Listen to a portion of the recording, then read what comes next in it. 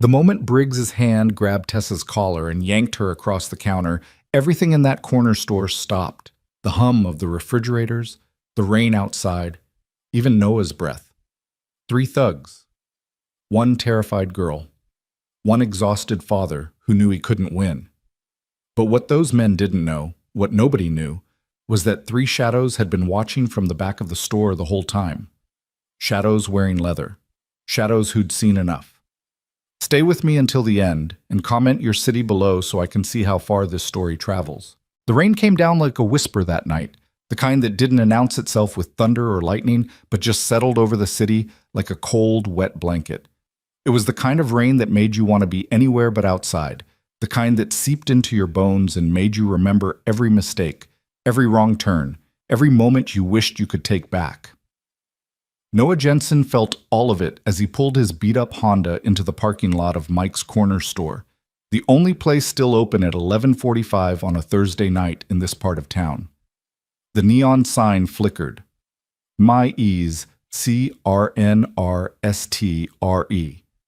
Half the letters dead or dying, casting an anemic glow across the wet asphalt. He killed the engine and sat there for a moment, hands still gripping the steering wheel, watching the rain streak down the windshield in patterns that looked almost intentional. He was tired. God, he was tired. The kind of tired that sleep didn't fix. The kind that had been building up for 3 years, ever since Sarah packed her bags and told him she couldn't do this anymore.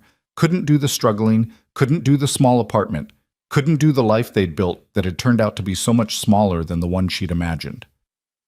She'd left him with their daughter Emma, who was 7 now and still asked sometimes when Mommy was coming home, even though it had been so long that Noah suspected she was asking more out of habit than hope. Tonight had been a double shift at the warehouse, 10 hours of loading trucks and moving pallets and pretending his back didn't scream every time he bent over. His supervisor had asked if he could stay late. There was a shipment that needed to go out first thing in the morning, and they were short-handed. Noah had wanted to say no. He'd wanted to say he had a daughter at home with a babysitter who charged by the hour, that he was already running on 4 hours of sleep, that his body was starting to feel like it belonged to someone twice his age. But he'd said yes, because that's what you did when you were a single father living paycheck to paycheck.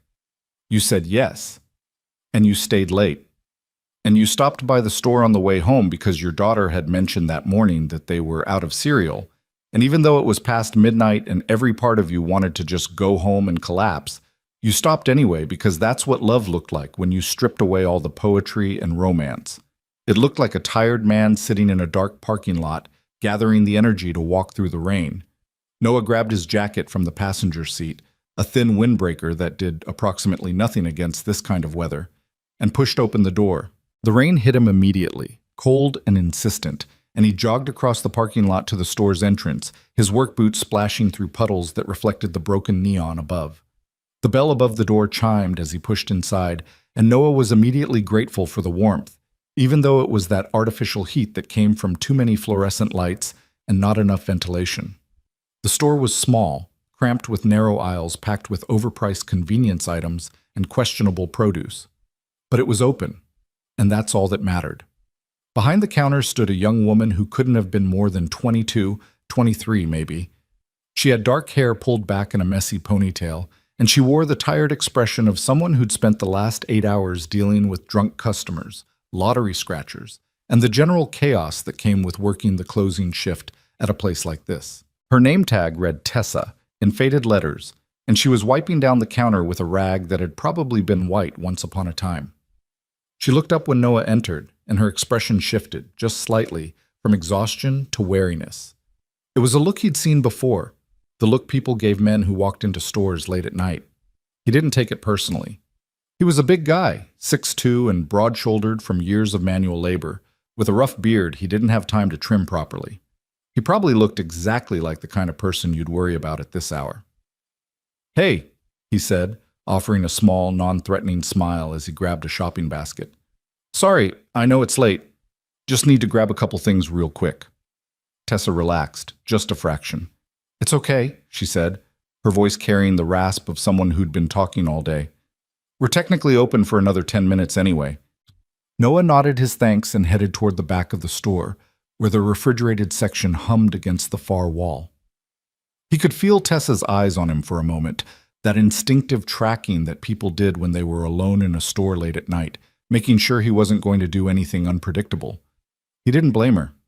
The world had taught her to be cautious, and that was probably the only reason she was still safe. He found the milk first, whole milk, because Emma insisted it tasted better than the 2% stuff, and he'd learned to pick his battles. Then he headed down the cereal aisle, scanning the colorful boxes until he found the one with the cartoon tiger on it. Emma had been obsessed with that cereal for the last 3 months, and Noah had no idea why, but he'd stopped questioning the dietary preferences of 7-year-olds around the same time she'd insisted that pizza was a breakfast food. He grabbed a box, checked the price out of habit, too expensive, but everything was these days, and headed back toward the front. As he walked, he noticed something that hadn't registered when he first came in. There were 3 other people in the store. They were in the back corner, near the area where Mike's had set up a few tables and chairs, ostensibly for people to sit and eat the sad sandwiches and suspicious hot dogs that rotated on the warmer near the cash register. Noah couldn't see them clearly from where he was, just shapes and shadows and the occasional glint of light off something metallic. Bikers, probably. He'd seen a few motorcycles parked on the side of the building when he'd pulled in, chrome and steel gleaming even in the rain. They were probably just waiting out the weather, having a coffee or killing time before heading back out onto the road. Noah thought nothing of it as he approached the counter, setting his items down. Tessa was already moving toward the register, her movements automatic after countless transactions. She scanned the milk, then the cereal, and Noah watched the numbers climb on the display, already doing the mental math of what he had left in his account versus what needed to last until Friday.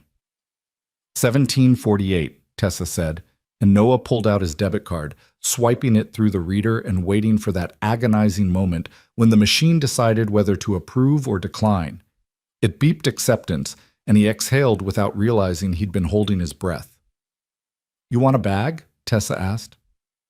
"Nah, I'm good," Noah said, tucking the milk under one arm and grabbing the cereal box with his other hand. "Thanks." "No problem," Tessa said, and then she glanced at the clock on the wall behind her, 11:54. "Have a good night." "You too," Noah said, turning toward the door. He was already thinking about the drive home, about checking on Emma, about the blessed moment when he could finally take off these wet clothes and collapse into bed. He was 3 steps from the door when the bell chimed again. The sound cut through the quiet hum of the store like a knife, sharp and sudden. And Noah stopped without knowing why. There was something about it, about the way it rang, that felt different from when he'd entered. Or maybe it was the silence that followed, the way the air in the store suddenly felt heavier, thicker. He turned, still holding his groceries, and saw 3 men standing in the doorway. The first thing Noah noticed was that they weren't wet. They should have been. It was pouring outside. But they looked like they'd been standing under cover somewhere, waiting. The second thing he noticed was the way they moved into the store, not with the casual gait of tired customers, but with purpose, with the kind of predatory confidence that came from knowing you were the biggest threat in the room. The one in front was tall, easily 6'4", with a shaved head and a neck thick enough to suggest either weightlifting or steroids, possibly both. He wore a stained wife-beater under an open flannel shirt, and his arms were covered in tattoos that looked like they'd been done in someone's basement. Prison ink, maybe. His face was angular and mean, with small eyes that swept across the store like he was cataloging everything worth taking. Behind him came 2 others. One was shorter but wider, built like a fire hydrant, with a beer gut that strained against his black t-shirt.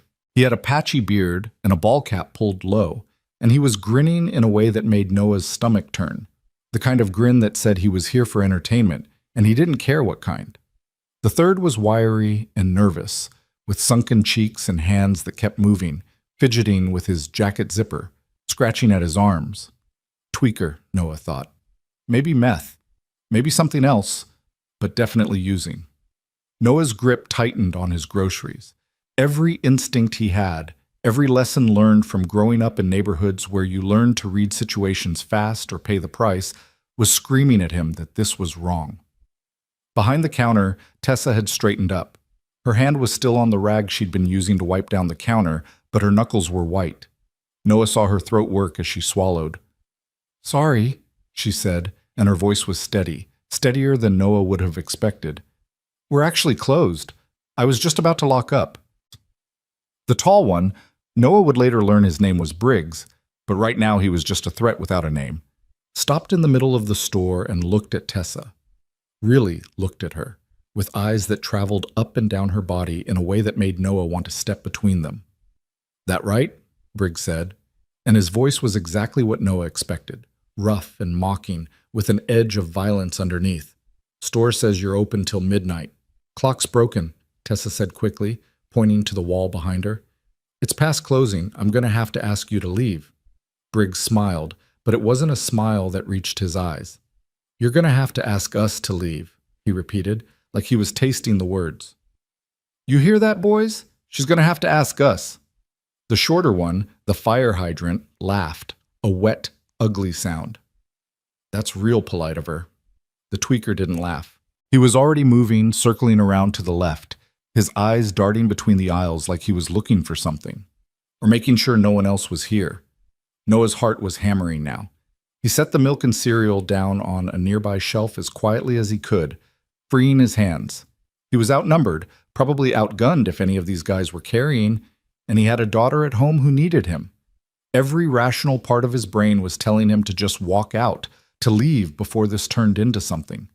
But Tessa was behind that counter, and she was alone.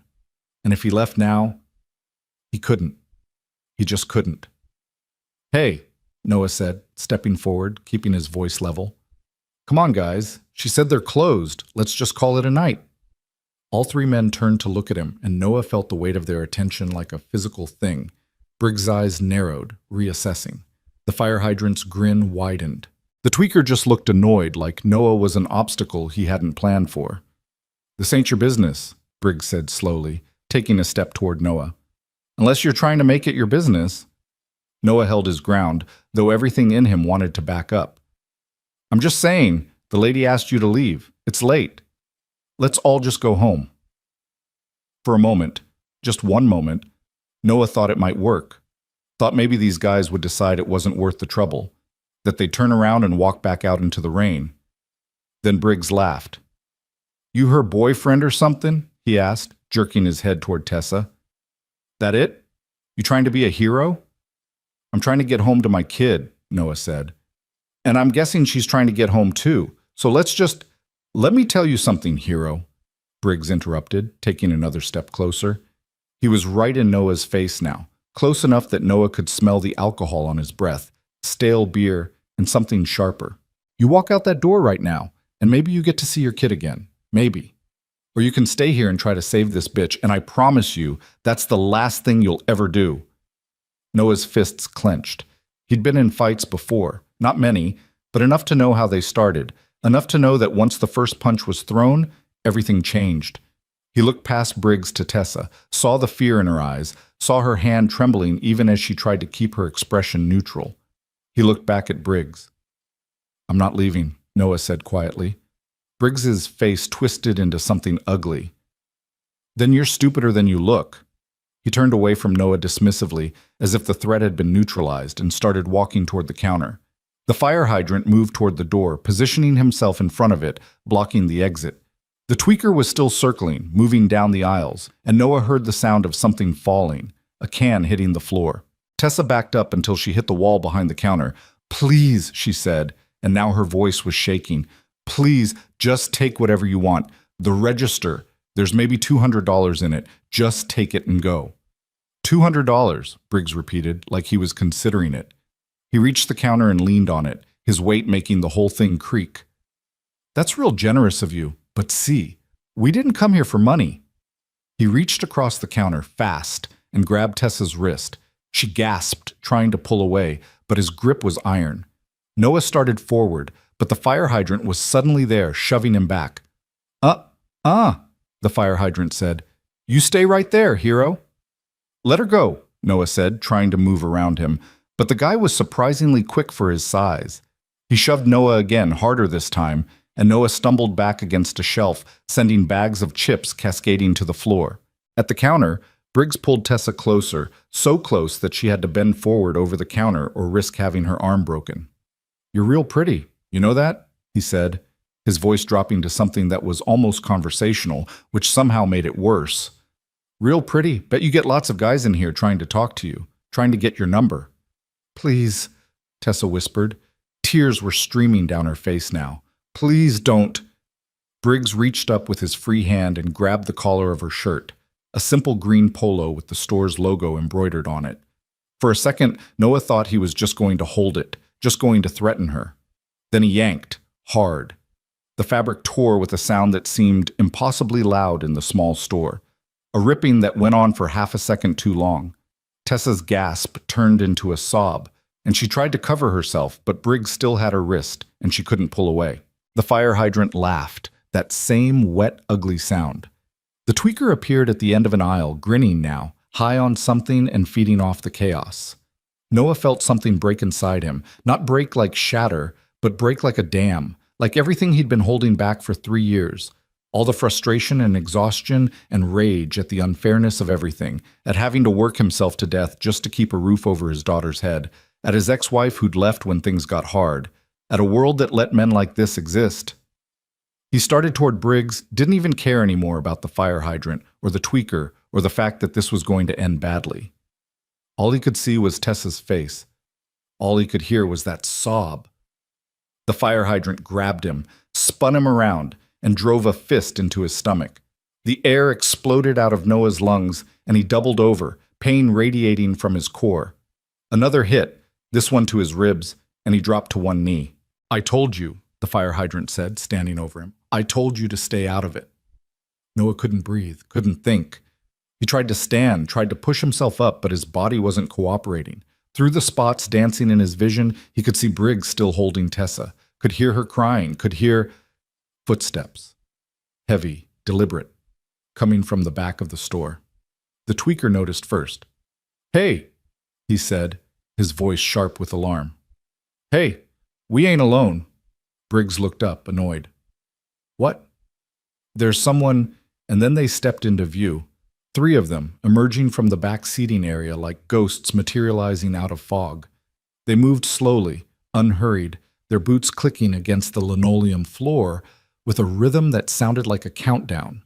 The fluorescent lights gleamed off leather jackets, off chrome belt buckles, off the kind of faces that had seen things and done things and weren't particularly bothered by violence. The first one was tall and broad-shouldered, maybe 55 or 60, with a gray beard that was neatly trimmed and eyes that were the color of steel.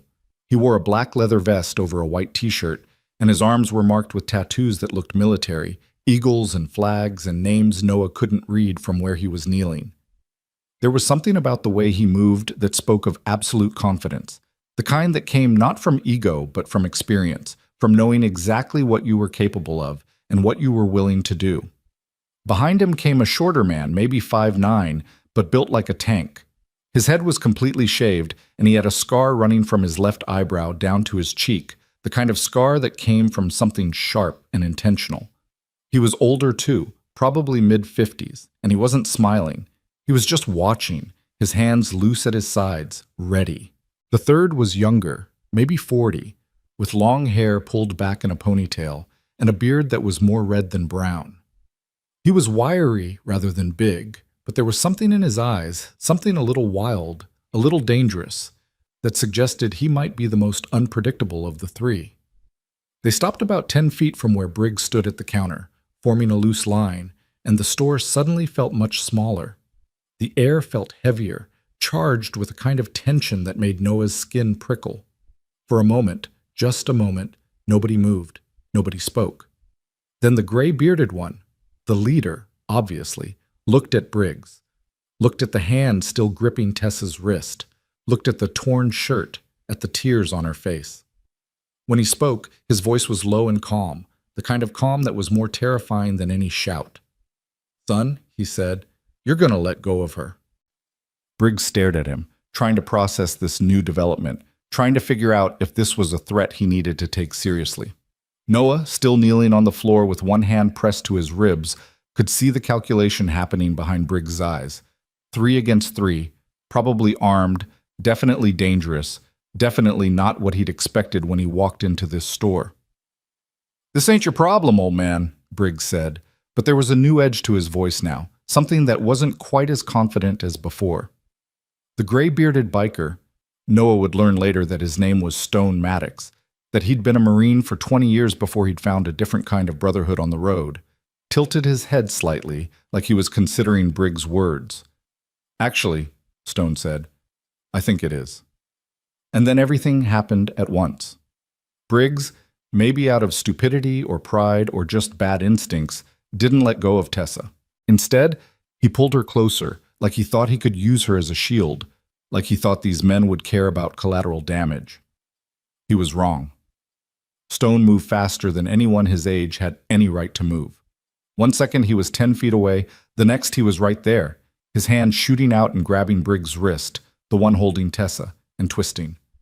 The movement was precise, practiced, the kind of thing you learned in training and perfected through repetition. Briggs yelled, his grip on Tessa breaking involuntarily as pain shot up his arm, and Stone used the momentum to spin him around and drive him face first into the counter. The impact was sickening, a crunch of cartilage and bone that made Noah wince even from where he was. Briggs bounced off the counter and dropped, blood already pouring from his nose, his eyes glazed and unfocused. The fire hydrant, seeing his friend go down, forgot about Noah and charged at Stone, bellowing something incoherent. He didn't make it 3 steps. The bald one, the tank, intercepted him with a shoulder block that would have made a linebacker proud. The fire hydrant went sprawling, hitting the floor hard enough to rattle the shelves. Before he could get up, the bald biker was on him, knee in his back, one arm twisted up between his shoulder blades in a hold that had the fire hydrant screaming. The tweaker, seeing how quickly this had gone wrong, did the only smart thing any of them had done all night. He ran. He bolted for the door, slipped past where the fire hydrant had been standing, and was out into the rain before anyone could stop him. They heard his footsteps splashing through the parking lot, fading into the night. And then it was over, just like that. Seconds. Maybe less. The violence had erupted and subsided so quickly that Noah's brain was still trying to catch up. He pushed himself to his feet, wincing at the pain in his ribs, and looked around at the aftermath. Briggs was on the floor, groaning, his hands covering his face as blood seeped between his fingers. The fire hydrant was pinned by the bald biker, making whimpering sounds that didn't match his size. And the 3 bikers stood over them, breathing steady, like this was just another Thursday night.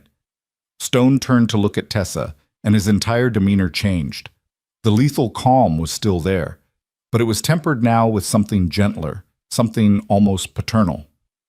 He took a step toward the counter, moving slowly so he wouldn't startle her. "Hey," he said softly. "You hurt?" Tessa was shaking so hard she could barely stand.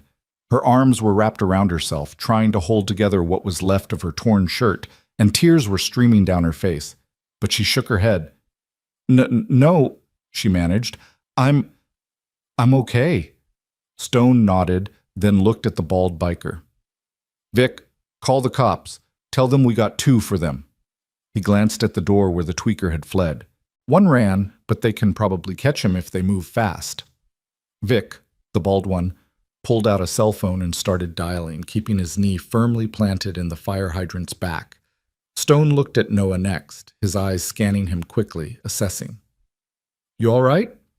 Noah nodded, even though his ribs were screaming, and he was pretty sure he'd have bruises in the morning. "Yeah, thanks. You were about to get yourself killed," Stone said, but there was no judgment in it, just a statement of fact. 3 against 1, and at least one of them was carrying. He nodded toward Briggs, where the outline of a knife was visible in his pocket. "But you stood up anyway. That takes guts. Or stupidity. Sometimes both." Noah didn't know what to say to that, so he just nodded again. The younger biker, the one with the ponytail, was watching Tessa with concern. "You got someone you can call?" he asked her. "Manager? Family? You shouldn't be here alone after this." Tessa nodded shakily. My roommate. I can call her." "Good," Stone said. "Do that. And maybe think about not working closing shift alone anymore. Place like this neighborhood," he shook his head. "That's asking for trouble." In the distance, sirens began to wail, growing louder. Vic must have told them it was urgent because they were coming fast. Stone looked at his companions and jerked his head toward the door. "Time to go," he said. What about them? Vic asked, nodding at the two men on the floor. Cops will handle it, Stone said. We were just in the wrong place at the right time. Or the right place at the right time, depending on how you look at it. He started for the door, his boots crunching over spilled chips and broken merchandise. The other two followed, stepping over Briggs like he was just another piece of trash on the floor. Noah watched them go, these three men who had appeared out of nowhere, and changed everything in the space of heartbeats. At the door, Stone paused and looked back at Tessa one more time. You be safe, he said simply. Then they were gone, out into the rain, and seconds later Noah heard the roar of motorcycle engines firing up, a deep-throated rumble that cut through the storm. The sirens were getting closer now, maybe 2 blocks away, and the 3 bikes pulled out of the parking lot and disappeared down the street, their taillights fading into the darkness. Noah moved to the counter, keeping his distance so Tessa wouldn't feel threatened, and picked up the phone that was mounted on the wall. You want me to call your roommate? He asked gently. Tessa nodded, then shook her head, then started crying again, really crying this time, great heaving sobs that shook her whole body. Noah looked away, giving her privacy, and listened to Briggs groan on the floor. The first police car pulled into the parking lot 30 seconds later, lights flashing blue and red through the store windows. 2 officers came in with hands on their weapons, ready for a scene, and found 2 men on the floor and 2 shocked civilians standing among the wreckage. It took 20 minutes to sort out what had happened. The officers separated Noah and Tessa, took their statements individually, called for an ambulance for Briggs, whose nose was definitely broken, and for backup to transport both men once they were cleared. A female officer sat with Tessa in one of the police cars, wrapped in a blanket even though it wasn't cold, and Noah watched through the window as Tessa talked and cried and talked some more. One of the officers, a sergeant with kind eyes and 20 years on his face, came over to where Noah was sitting on the curb and sat down next to him. Hell of a night, the sergeant said. Yeah, Noah agreed. You did good, the sergeant said. Standing up like that? Most people would have walked out. Noah thought about Emma, asleep at home, probably curled up with that stuffed rabbit she refused to sleep without. He thought about how close he'd come to never seeing her again. I couldn't leave her, he said simply. The sergeant nodded like he understood. The bikers, he said. You get a good look at them? Noah shrugged. It happened fast. 3 guys, leather jackets, one had a gray beard. That's about all I remember. It wasn't entirely true. Noah remembered Stone's face with perfect clarity, remembered the calm in those steel gray eyes, but something told him that these men probably didn't want to be found, didn't want to be heroes, didn't want their names in a police report. They'd done what needed doing and then left, and somehow that felt right. The sergeant smiled slightly, like he knew Noah was holding back but didn't particularly care. Yeah, he said. That's what the girls said too. Funny how nobody seems to remember much detail.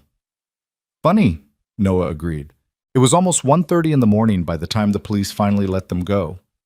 The store manager had shown up, frantic and apologetic, and had immediately told Tessa she was taking the rest of the week off with pay and that he was hiring security for night shifts.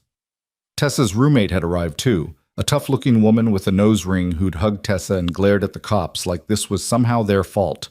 Noah retrieved his milk and cereal from where he'd set them down, miraculously undamaged despite everything, and headed for his car. The rain had finally stopped, leaving the parking lot slick and gleaming under the streetlights. He was unlocking his door when he heard footsteps behind him. Hey, Tessa said. She'd changed her shirt, her roommate had brought her clothes, and her eyes were red from crying, but she was standing straight, holding herself together. I just wanted to say thank you, for staying, for trying to help.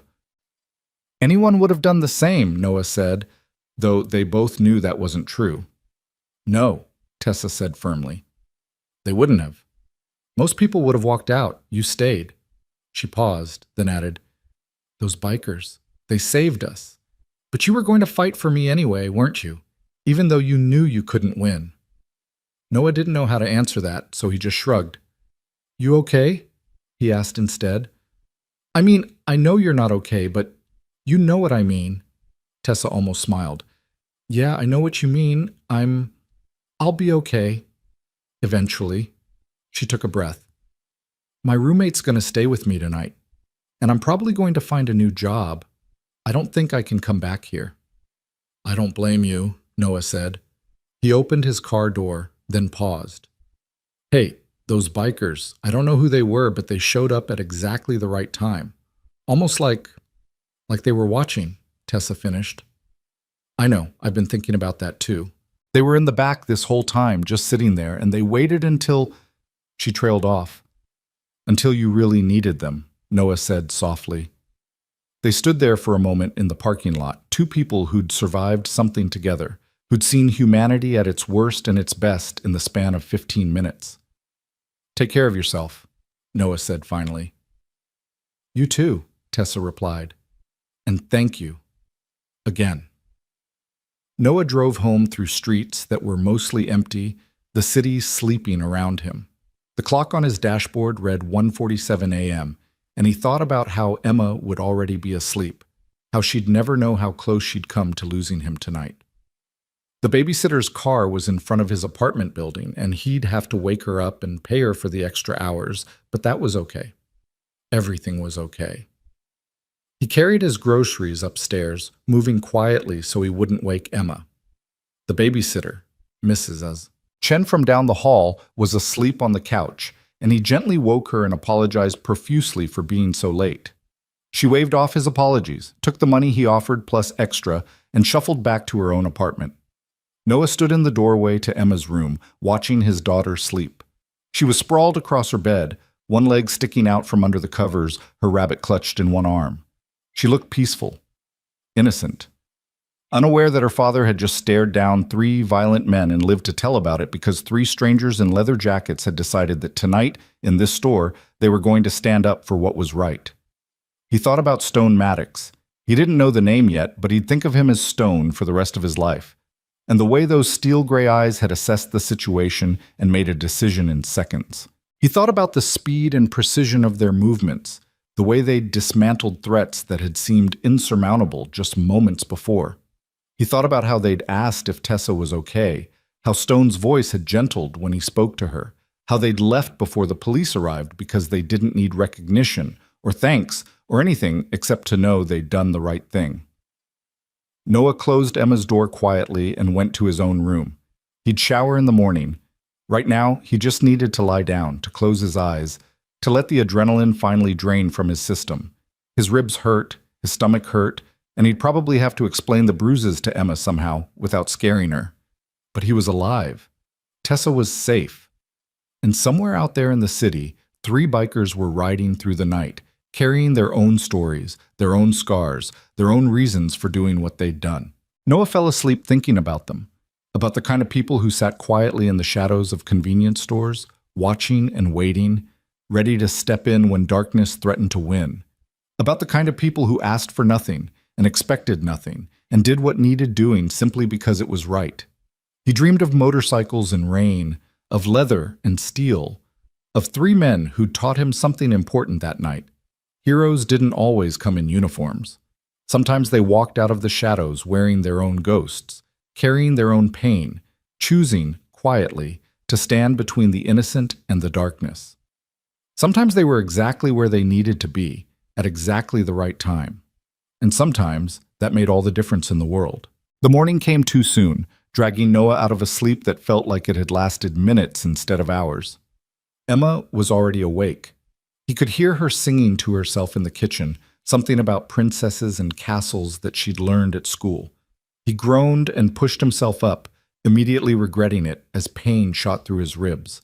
The bruises had blossomed overnight, dark purple spreading across his stomach and side like spilled ink. He pulled on a sweatshirt to hide the damage and shuffled into the kitchen, where Emma was sitting at their small table with a bowl of dry cereal in front of her. She looked up when he entered, her face lighting up in that way that still made his heart feel too big for his chest. "Daddy, you got the cereal!" She pointed at the box on the counter, the one with the cartoon tiger that he'd bought approximately 6 hours ago in what felt like another lifetime. "Yeah, baby," Noah said, his voice still rough with sleep. "Told you I would. Can I have some now? With milk?" Noah poured her a bowl, added the milk he'd risked his life for, and sat down across from her with coffee that was too weak because he'd run out of the good stuff 3 days ago. Emma chattered about school, about her friend Madison, who'd brought her puppy for show and tell, about how her teacher had said they were going to learn about butterflies next week. Noah listened, made the appropriate sounds of interest, and tried not to think about Briggs' hand on Tessa's collar, about that tearing sound, about how differently this morning could have gone. "Daddy? Are you okay?" Noah blinked and realized Emma was staring at him with concern that looked wrong on a 7-year-old's face. "Yeah, sweetheart. Just tired. Had to work late." "You're always tired," Emma said matter-of-factly, then went back to her cereal. She wasn't wrong. Noah got Emma ready for school, made her lunch with the last of the bread and some peanut butter that was probably past its prime but still passed the smell test, and walked her to the bus stop 3 blocks away. Other parents were there, mostly mothers, a few fathers, and they nodded politely at Noah, the way people did when they recognized someone but didn't really know them. He nodded back, kept one hand on Emma's shoulder, and waited until the yellow bus rounded the corner and his daughter climbed aboard, waving at him from the window. Then he went back to his apartment, took 3 ibuprofen, and stared at his phone for 5 minutes before finally calling the warehouse to tell them he wasn't coming in. His supervisor, a decent guy named Marcus who'd worked there for 15 years, didn't give him grief about it, just told him to rest up and come back Monday. Noah suspected Marcus knew something was wrong, but was too professional to pry, and he was grateful for it. The apartment felt too quiet with Emma gone. Noah tried to sleep more but couldn't, his mind replaying the previous night on an endless loop. He kept seeing Tessa's face, kept hearing that sob, kept feeling the fire hydrant's fist driving into his stomach. But he also kept seeing Stone Maddox, that gray beard, those steel eyes, the absolute confidence in every movement. The way he'd said, "Son, you're going to let go of her," like it wasn't a request but a simple statement of how the universe was going to unfold. Around noon, Noah's phone buzzed. Unknown number. He almost didn't answer, probably a spam call, but something made him pick up. "Hello? Mr. Jensen?" A woman's voice, professional, warm. "This is Detective Sarah Reeves with the Metro Police Department. I'm calling about the incident last night at Mike's corner store. Do you have a few minutes to talk?" Noah sat up straighter, wincing at his ribs. "Yeah, of course. I wanted to follow up on your statement," Detective Reeves said. "The 2 suspects are in custody, and we've apprehended the 3rd. He was found sleeping in his car about 6 blocks from the store. They're being charged with attempted robbery, assault, and a few other things. The DA thinks it's a solid case." "That's good," Noah said. "It is. Thanks in large part to you and to the 3 men who intervened." A pause. "Speaking of which, I don't suppose you've remembered any additional details about them? Names, maybe? Anything that might help us locate them for a formal statement?" Noah thought about Stone's face, about the way those 3 bikers had vanished into the rain like smoke. "No," he said carefully. "Like I told the officer last night, it all happened really fast. I just remember they were bikers, and they helped." Another pause, longer this time. "Right," Detective Reeves said, and Noah could hear the smile in her voice, like she knew exactly what he was doing and didn't particularly mind. "Well, if anything else comes to you, here's my number." She rattled it off, and Noah pretended to write it down. "And Mr. Jensen, what you did last night, standing up when most people would have walked away, that took courage. I hope you know that." "I didn't really do anything," Noah said. "Those bikers, they're the ones who saved us." "You stayed," Detective Reeves said simply. "That's not nothing." After she hung up, Noah sat on his couch for a long time, staring at nothing. He thought about calling his ex-wife, thought about telling her what had happened, thought about maybe hearing her voice, even if it would probably just lead to another argument about money or custody or all the ways their marriage had failed. But he didn't call. Sarah had made her choice 3 years ago, and he'd made his peace with it, mostly. The afternoon drifted by. Noah ate leftover pizza for lunch, cold from the fridge because he didn't have the energy to heat it up. He tried to watch TV but couldn't focus. Around 3 o'clock, he realized he hadn't heard from Tessa, hadn't thought to ask for her number, or any way to check if she was okay. He pulled up the number for Mike's corner store on his phone, stared at it for a minute, then called. A man answered, harried and stressed. "Mike's." "Hi, yeah. Is Tessa working today?" "Tessa's got the week off. Can I help you with something?" "No, I just..." I was there last night when Noah trailed off, not sure how to explain. The man's voice softened immediately. Oh, you're the guy who stayed. Hang on. There was a rustling sound, like he was moving to somewhere more private. I'm Mike. I own the place. I wanted to thank you for what you did. Tessa told me everything. If you hadn't been there, the bikers were the ones who stopped it, Noah interrupted. Maybe, Mike said. But you stood up first. That matters. He paused. Listen, if you ever need anything, and I mean anything, you come by the store. Coffee, food, whatever. It's on the house. Forever. I mean that. Noah didn't know what to say. That's really not necessary. It is to me, Mike said firmly. Tessa's like a niece to me. I hired her when she was 19 and needed a job, watched her work her way through community college. If something had happened to her, his voice cracked slightly. Just thank you. And if you do want to reach out to her, I can pass along your number. She mentioned she'd like to thank you properly. Sure, Noah said. Yeah, that would be good. They exchanged numbers, and Mike promised to text Tessa. Noah hung up and felt something loosen in his chest, some knot he hadn't realized was there. Tessa was okay. She had people who cared about her, who were making sure she wasn't alone. That mattered somehow. His phone buzzed 10 minutes later. Another unknown number, but this time with a text. Hi, this is Tessa from the store. Mike gave me your number. I know I already said it, but thank you for everything. I'm doing okay, just shaken up. My roommate says I should see a therapist, and she's probably right. Anyway, I wanted you to know I'm okay. And to say thank you again. Noah typed back. Glad you're okay. Take care of yourself. He almost left it at that, but then added, those bikers, I keep thinking about them. About how they knew exactly when to step in. Like they'd seen this kind of thing before. The response came quickly. I've been thinking about that too. The one with the gray beard. When he looked at me after, there was something in his eyes. Like he understood. Like he'd seen bad things happen and decided he wasn't going to let it happen again. Does that make sense? Perfect sense, Noah typed back.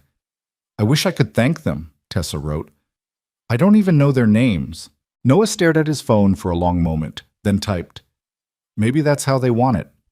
Maybe they're not looking for thanks. Maybe, Tessa replied, but I'm still grateful. And I'm grateful for you too.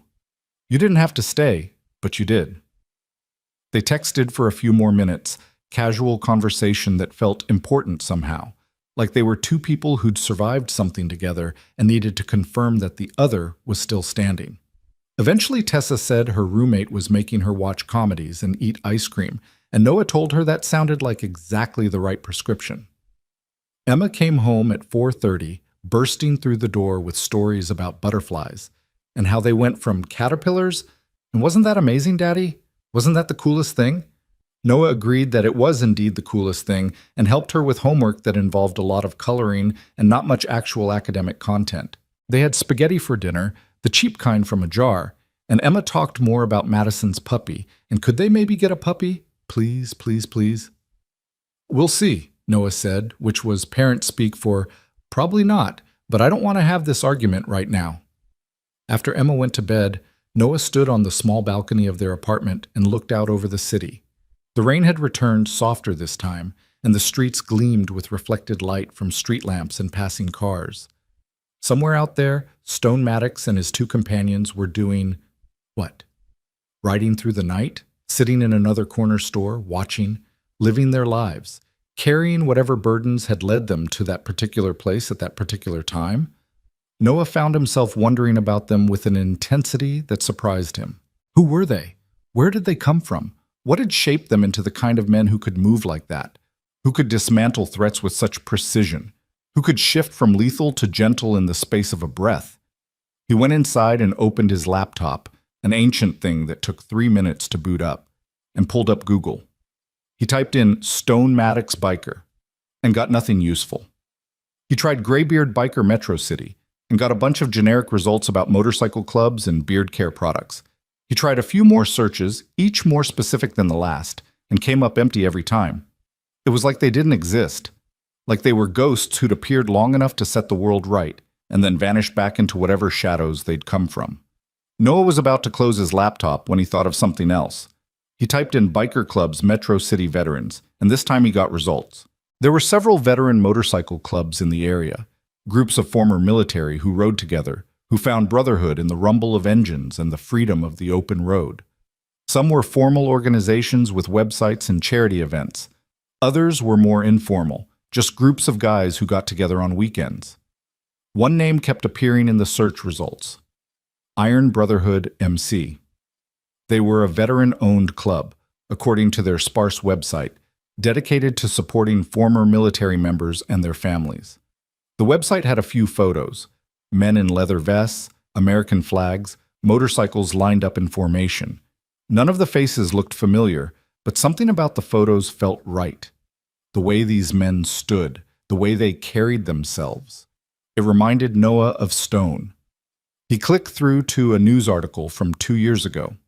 Local motorcycle club raises $50,000 for veterans shelter. There was a photo of a group of bikers presenting a giant check to someone in a suit. Noah zoomed in, scanning faces. There, in the back, partially obscured by another man, was that a gray beard? He couldn't be sure, but his gut told him yes. Another article from 6 months ago: Bikers escort bullied teen to school. A feel-good piece about how a local motorcycle club had learned about a high school student who was being harassed and had shown up one morning with 20 bikes to escort him to class. The bullying had stopped immediately. No names were mentioned in the article, and the photo was taken from far away. But again, Noah felt like he recognized something in the way those men stood. He spent another hour going down internet rabbit holes, finding fragments and pieces, stories that might or might not be connected. A news report about bikers who'd chased down a hit-and-run driver, an interview with a veteran who credited his motorcycle club with saving his life after he'd come home from Afghanistan with PTSD. A blurry video someone had posted on social media of 3 bikers helping an elderly woman change a tire on the side of the highway. None of it was conclusive. None of it gave him names or proof, but all of it painted a picture of men who moved through the world quietly doing what needed to be done, who showed up when they were needed and left before anyone could thank them properly. Noah finally closed his laptop around midnight and went to bed. He dreamed again of motorcycles and rain, but this time the dreams were different. This time he was riding too, part of that brotherhood, feeling the wind and the power and the absolute freedom of the road. He woke up at 3 in the morning with his heart racing and the strange certainty that his life had changed somehow, that last night in that corner store had cracked something open inside him that he couldn't quite name. Saturday morning brought sunshine, rare for this time of year. Emma wanted to go to the park, and Noah agreed even though his ribs still hurt and he was running on maybe 4 hours of sleep. They went to the small playground 6 blocks from their apartment, where Emma immediately made friends with 2 other kids and disappeared onto the jungle gym. Noah sat on a bench and watched her play, and he thought about protection, about what it meant to be a father, to be a guardian, to stand between someone you loved and the darkness. He thought about how he'd been willing to fight 3 men, even though he'd known he couldn't win, because the alternative, walking away while someone suffered, was simply not something he could live with. And he thought about Stone Maddox, who'd made that same choice, but had the skills and experience to back it up. Who'd seen Tessa in danger and had acted without hesitation, without concern for his own safety, without needing to know her name or her story or whether she deserved his help. The help was simply given, freely and completely, because it was right. Mr. Jensen? Noah looked up and nearly fell off the bench. Standing in front of him, wearing jeans and a simple black t-shirt that showed muscular arms covered in tattoos, was the bald biker from last night.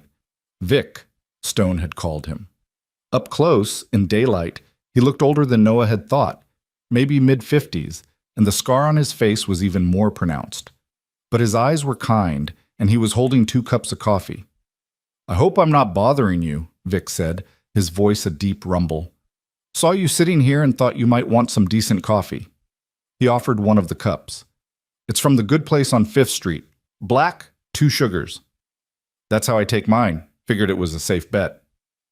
Noah took the coffee automatically, his brain struggling to process this. "How did you find you?" Vic smiled slightly. Your truck's got a warehouse company sticker on the back window. Made a call, got a general idea of where their drivers live, drove around until I spotted it. He nodded toward Noah's vehicle, parked on the street. Hope that's not too creepy. Stone wanted to make sure you were okay. Said you took a couple of good hits last night. I'm fine, Noah said, just bruised. Vic gestured to the bench. Mind if I sit? No, go ahead. They sat in silence for a moment, watching Emma play.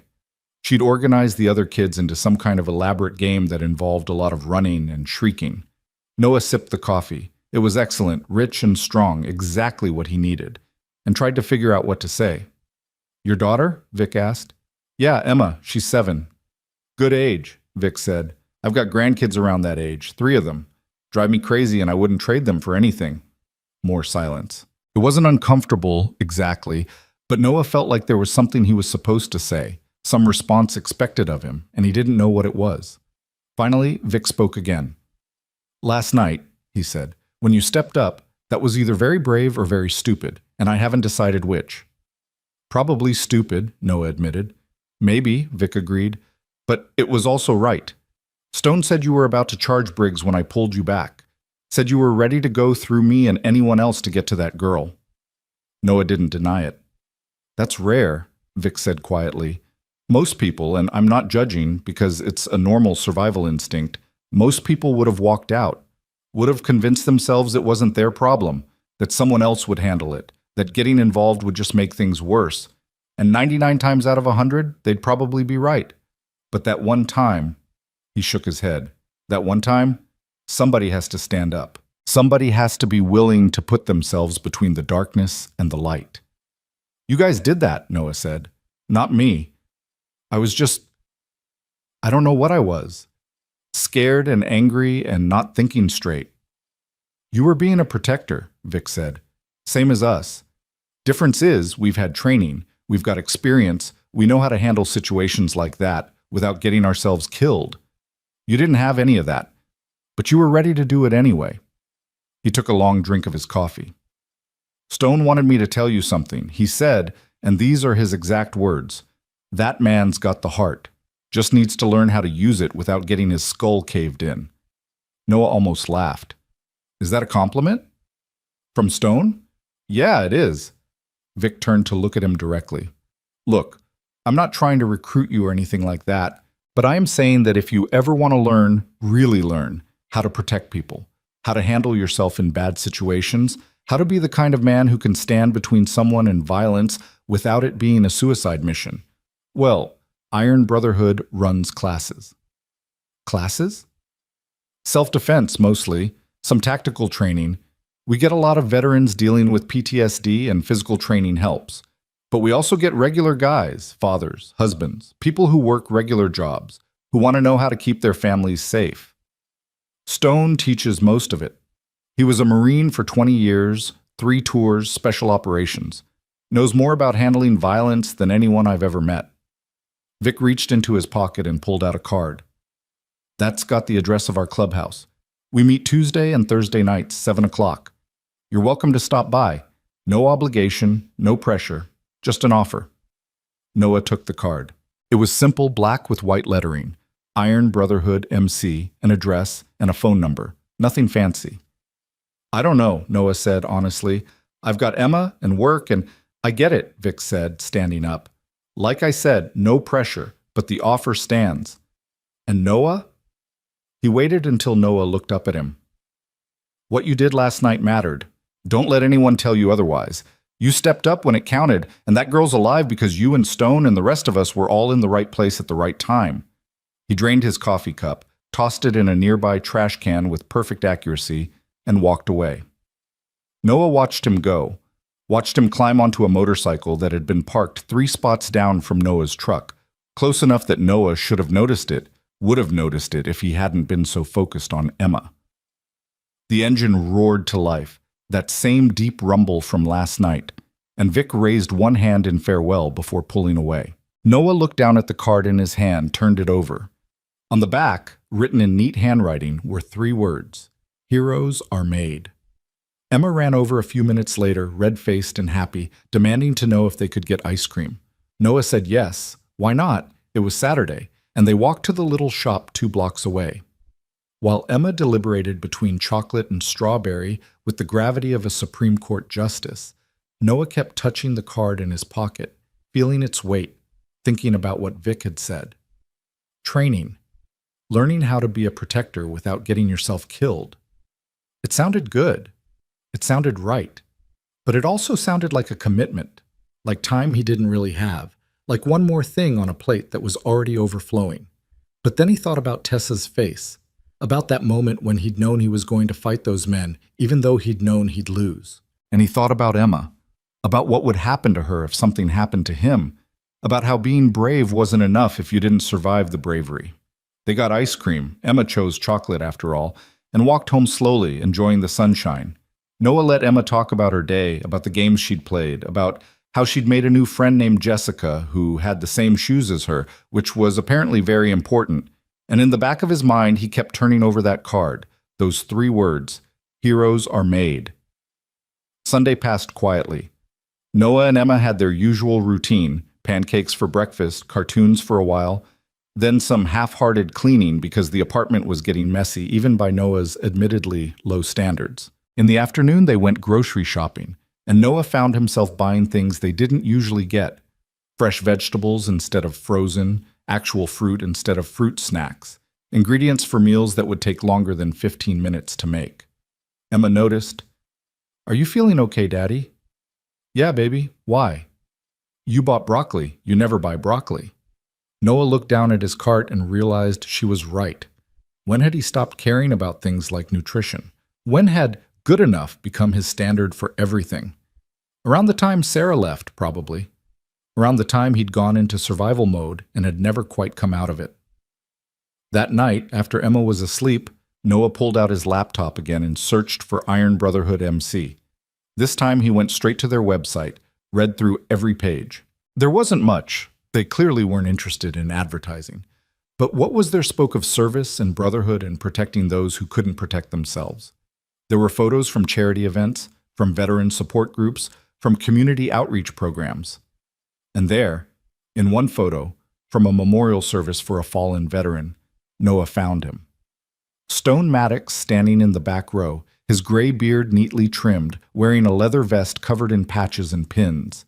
He wasn't smiling, but there was something in his eyes, that same calm intensity Noah had seen at the store, that sense of a man who'd seen too much but hadn't let it break him. The caption identified several people by name, but Stone wasn't among them.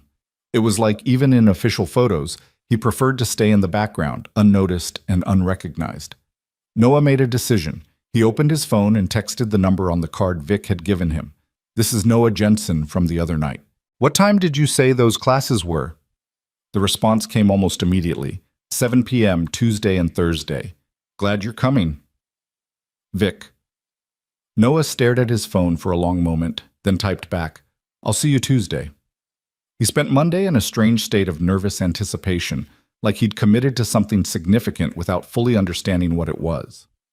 Work was normal, back to the warehouse, back to loading trucks and moving pallets and dealing with his supervisor's increasingly frantic demands about productivity quotas. His coworkers noticed the bruises when he lifted his shirt to wipe sweat from his face, and he brushed off their questions with a vague story about slipping on stairs. Marcus, his supervisor, pulled him aside during lunch break. "You sure you're okay? You've been moving slow all morning." "Just sore," Noah said. "I'm fine." Marcus studied him for a moment, and Noah had the uncomfortable feeling he was being evaluated for something. "You're a good worker, Noah," Marcus finally said. "Reliable, never complain. But you look like hell lately, and I don't just mean the bruises. When's the last time you took a real day off? Not called in sick, but actually took time for yourself?" Noah couldn't remember. "I'm fine," he repeated. "That's what everyone says right before they burn out," Marcus said. "Look, I can't force you to take care of yourself, but I'm telling you, as someone who's been doing this job for 15 years, you can't pour from an empty cup. Whatever's going on in your life, you gotta find a way to refill that cup, or you're gonna run dry. And then you won't be good to anyone. Not yourself, not your kid, not this job." It was the most personal conversation Noah had ever had with his supervisor, and it caught him off guard. "I'll think about that," he said. You do that, Marcus said, clapping him on the shoulder. And Noah, whatever you got into over the weekend that gave you those bruises, try to avoid getting into it again. We need you here. Tuesday came faster than Noah expected. He got Emma from school, fed her dinner, and then had the awkward conversation about needing Mrs. Chen to babysit for a few hours. Where are you going? Emma asked, suspicious in the way only children could be. Just a class. Learning some new stuff. What kind of stuff? Exercise stuff, Noah said, which wasn't entirely a lie. Emma accepted this with a shrug. Okay, can Mrs. Chen make cookies with me? If she wants to, Noah said, making a mental note to buy more flour and chocolate chips. He drove to the address on the card, which led him to an industrial area on the east side of the city, the kind of place where old warehouses had been converted into various businesses and workshops. The Iron Brotherhood Clubhouse was in a nondescript building with a steel door and no sign, just an address painted in white numbers. Noah sat in his truck for 5 minutes, trying to calm his nerves, before finally getting out and walking to the door. He knocked, feeling ridiculous. The door opened immediately, and there was Vic, grinning like he'd been waiting right on the other side. Noah, come on in, man. You're right on time. Inside was not what Noah had expected. He'd pictured something out of a movie, dark and smoky, maybe some sketchy characters in corners, but instead it was clean and well lit, with concrete floors that had been painted gray and walls covered in American flags and memorial plaques. There was a small kitchen area in one corner, a lounge with worn but comfortable-looking furniture, and beyond that what looked like a gym or training space. About 15 people were there, ranging in age from mid-20s to maybe 60. Some were obviously veterans. You could tell by the way they carried themselves, that particular military bearing that never quite went away. Others looked like regular civilians, working-class guys in jeans and t-shirts who'd come straight from their jobs. A few were women, which surprised Noah, though he wasn't sure why. And in the center of it all, setting up training mats, was Stone Maddox. He looked up when Noah entered, and something that might have been approval flickered across his face. Noah Jensen, he said, his voice carrying across the room. Glad you came. Vic said you might. Thanks for the invitation, Noah stammered, suddenly feeling like he was 16 again and didn't know how to talk to adults. Stone walked over and extended his hand. Stone Maddox, we didn't do proper introductions the other night. Noah shook his hand, noting the firm grip, the calluses, the quiet strength. Noah Jensen. But you already knew that. I did, Stone agreed. Also know you're a single father, you work at Morrison Warehouse, and you stepped up when most men would have run. That tells me most of what I need to know. He turned to address the room. All right, everyone, let's get started. New faces today, so we'll do introductions first. They went around the circle. Names and backgrounds blurred together. Veterans from Iraq and Afghanistan, a firefighter, a school teacher, a mechanic, a nurse. When it was Noah's turn, he kept it simple. Noah, work at a warehouse, father of one. Never done anything like this before. That's honest, Stone said. I like honest. Anyone here who says they're not scared their first time is lying. Fear's natural. It's what you do with the fear that matters. The class started with basics. How to stand, how to move, how to protect your head and vital organs. Stone demonstrated on Vic, moving slowly so everyone could see, explaining the why behind each movement. It wasn't like the action movies Noah had seen, all flash and complicated kicks. This was practical and brutal, designed to create space and escape, not to look cool. Most of you are never going to get into a fight, Stone said as they practiced. And if you do, the best thing you can do is run, get away, get to safety, live to see another day. But sometimes you can't run. Sometimes there's someone behind you that you're protecting, or you're cornered, or the situation doesn't give you a choice. That's what we're preparing for, those times when running isn't an option and you need to know how to survive. They drilled for an hour, simple movements repeated until Noah's muscles burned and sweat soaked through his shirt. His ribs hurt, his legs hurt, everything hurt. But it also felt good, purposeful, like he was building something instead of just surviving. Halfway through, Stone called a water break and walked over to where Noah was catching his breath. How are the ribs? Sore, Noah admitted. Briggs got you good. Fire hydrant hits hard. Stone's expression was neutral. but there was concern in his eyes. You doing okay otherwise after the other night? Noah thought about it. Yeah, I think so. Had some weird dreams, but nothing too bad. That's normal. Adrenaline takes time to process. You find yourself getting angry over small things, or jumpy at loud noises. That's also normal. Give it a week or two. Stone paused. The girl, Tessa, she reach out to you? Yeah, she's doing okay. Shaken up, but okay. Stone nodded. Good, that's good. He looked at Noah with those steel gray eyes, and Noah had the uncomfortable feeling he was being assessed. You know why I do this? These classes, this training, to help people protect themselves? That's part of it, Stone agreed. But it's more than that. It's about creating a community of people who give a damn, people who, when they see someone in trouble, don't just walk by. Don't just assume someone else will handle it. People who step up, who stand between the innocent and the darkness, because that's what decent human beings do. He gestured around the room. Everyone here, every single person, they're here because at some point they decided they wanted to be more than a bystander. And that matters, Noah. That matters more than you know. The words settled over Noah like a weight, but not a heavy one. A grounding one, like something clicking into place. They trained for another hour. By the end, Noah could barely lift his arms, and his legs felt like jelly. But he also felt more alive than he had in months, maybe years. There was something about pushing his body, about learning these skills, about being in a room full of people who'd all made the same choice, to be protectors, to be guardians, to be the kind of people who stepped up, that felt right in a way he couldn't quite articulate. As people started leaving, Vic approached with the younger biker from the store, the one with the ponytail, who Noah learned was named Jake. You did good tonight, Vic said. Real good for a first-timer. I can barely move, Noah admitted. That's how you know you worked, Jake said, grinning. Give it a few weeks. You'll be keeping up with the rest of us. Stone thinks you've got potential. He said that? Didn't have to, Vic said. He doesn't waste time on people he doesn't think will make it. The fact that he spent extra time with you says plenty. Noah looked over to where Stone was rolling up training mats, moving with the efficiency of someone who'd done this 1,000 times. As if sensing Noah's gaze, Stone looked up and nodded once. Just once. But it felt like approval, like recognition. Noah drove home that night with his whole body aching and his mind clearer than it had been in years. He picked up Emma from Mrs. Chen carried his sleeping daughter up to their apartment and tucked her into bed.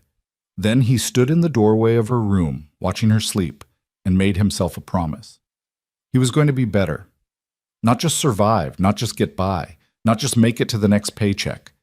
He was going to be the kind of father, the kind of man who could protect what mattered, who could stand up when it counted, who could look his daughter in the eye and know he'd done everything in his power to make the world a little safer, a little better, a little more just. Heroes were made, the card had said. And maybe, just maybe, Noah was starting to understand what that meant. The weeks that followed took on a new rhythm, one that Noah hadn't realized his life was missing. Tuesday and Thursday nights became sacred, non-negotiable blocks of time where he showed up at the Iron Brotherhood clubhouse and pushed himself harder than he'd thought possible.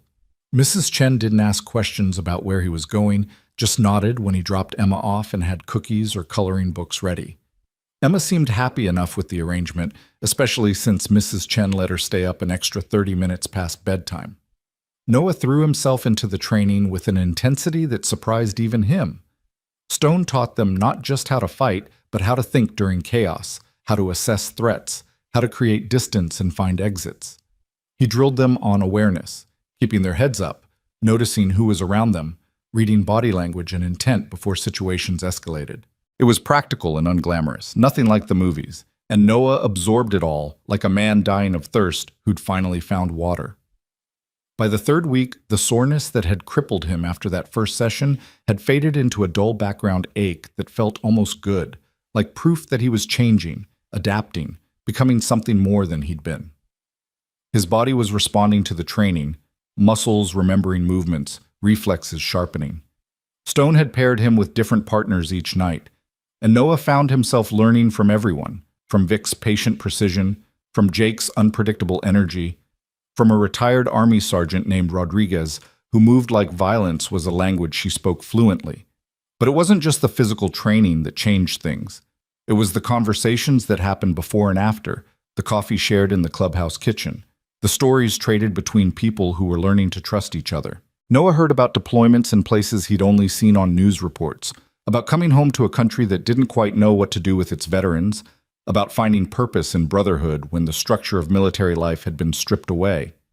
He heard about regular people, a school teacher who'd been mugged, a firefighter who'd watched a colleague die, a mechanic who'd grown up in a house where violence was currency, all of them trying to make sense of a world that could be brutal and beautiful in equal measure.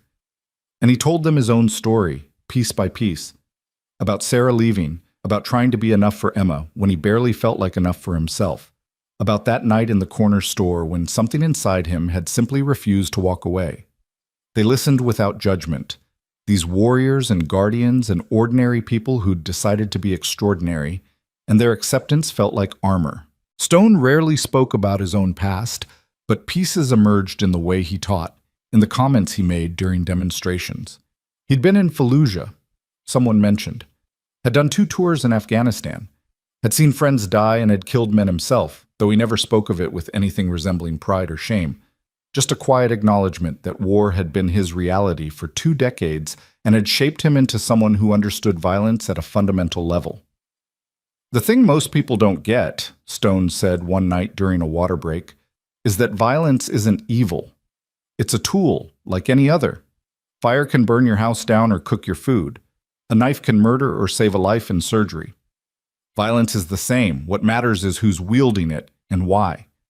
He looked around at the assembled group, his steel gray eyes moving from face to face. We train because we've decided we're going to be the ones who wield it in defense of the innocent, in protection of those who can't protect themselves. That's not aggression. That's not looking for trouble. That's being prepared to stand in the gap when darkness comes calling. The 4th week brought a shift in Noah's daily life that he hadn't anticipated. He started noticing things he'd never paid attention to before, the way people positioned themselves in enclosed spaces, the exits in every building he entered, the body language of strangers passing on the street. It wasn't paranoia exactly, more like a heightened awareness that Stone had cultivated in all of them. The world looked different when you were actively paying attention to it instead of sleepwalking through your days. At work, Marcus noticed the change. "You've been different lately," he said one afternoon while they were loading a truck. "Can't quite put my finger on it, but there's something. You standing straighter, you lose weight." Noah hadn't lost weight, but he'd definitely gained muscle. His work shirts fit tighter across the shoulders, and the physical labor that used to exhaust him now felt manageable, almost easy. "Just been working out some," he said. "Well, whatever you're doing, keep doing it," Marcus said. "Productivity's up, you're not dragging ass at the end of shifts, and you've got this, I don't know, confidence thing going on. Good for you, man." The confidence thing, as Marcus called it, was real. Noah could feel it in the way he moved through the world, in the way he made eye contact instead of looking away, in the set of his shoulders. He wasn't trying to be intimidating, but there was a difference between someone who knew they could handle themselves and someone who hoped they wouldn't have to find out. Noah was slowly moving from the second category to the first. Emma noticed too, in her own way. "Daddy, you're smiling more," she said one morning over breakfast, the observation delivered with the blunt honesty only 7-year-olds possessed. "Am I?" "Yeah, and you don't look so tired all the time. Are you sleeping better?" Noah realized he was. The nightmares about the store had faded, replaced by dreams that were occasionally strange, but not terrifying. His body was tired from training, but it was a clean tired, the kind that led to deep sleep instead of restless tossing. "Yeah, baby, I think I am." "Good," Emma said, nodding seriously. "You needed to." It was in the 5th week that Noah found himself at the clubhouse on a Saturday afternoon, helping Stone and Vic repair some equipment that had broken during training.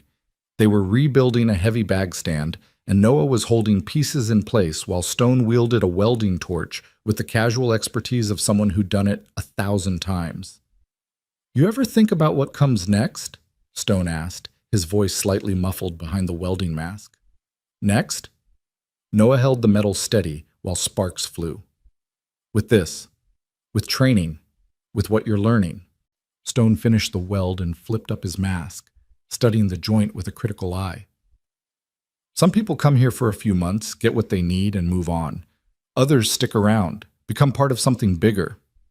What's bigger? Noah asked. Vic answered from where he was sorting tools. We do community work, not just the classes. We escort kids who are being bullied, like you probably read about. We patrol neighborhoods where the cops can't or won't. We show up when people need help and don't know who else to call. He picked up a wrench, tested its weight. We're not vigilantes. We don't go looking for trouble. But we've got skills and resources, and there are people who fall through the cracks of the system, so we try to catch them. Stone set down the torch and pulled off his gloves. 3 months ago, we got a call from a woman whose ex-husband had violated a restraining order. Cops couldn't do anything until he actually hurt her, which is a hell of a system when you think about it. So 6 of us showed up at her house and had a conversation with the ex. Very polite conversation. Explained that if he came back, the police would be the least of his worries. He hasn't been back. Is that legal? Noah asked. We didn't threaten him, Vic said. Just made our presence known. Sometimes that's enough. Sometimes knowing that someone's watching, someone who actually gives a damn, is all it takes to make bad people think twice. Stone studied Noah for a long moment.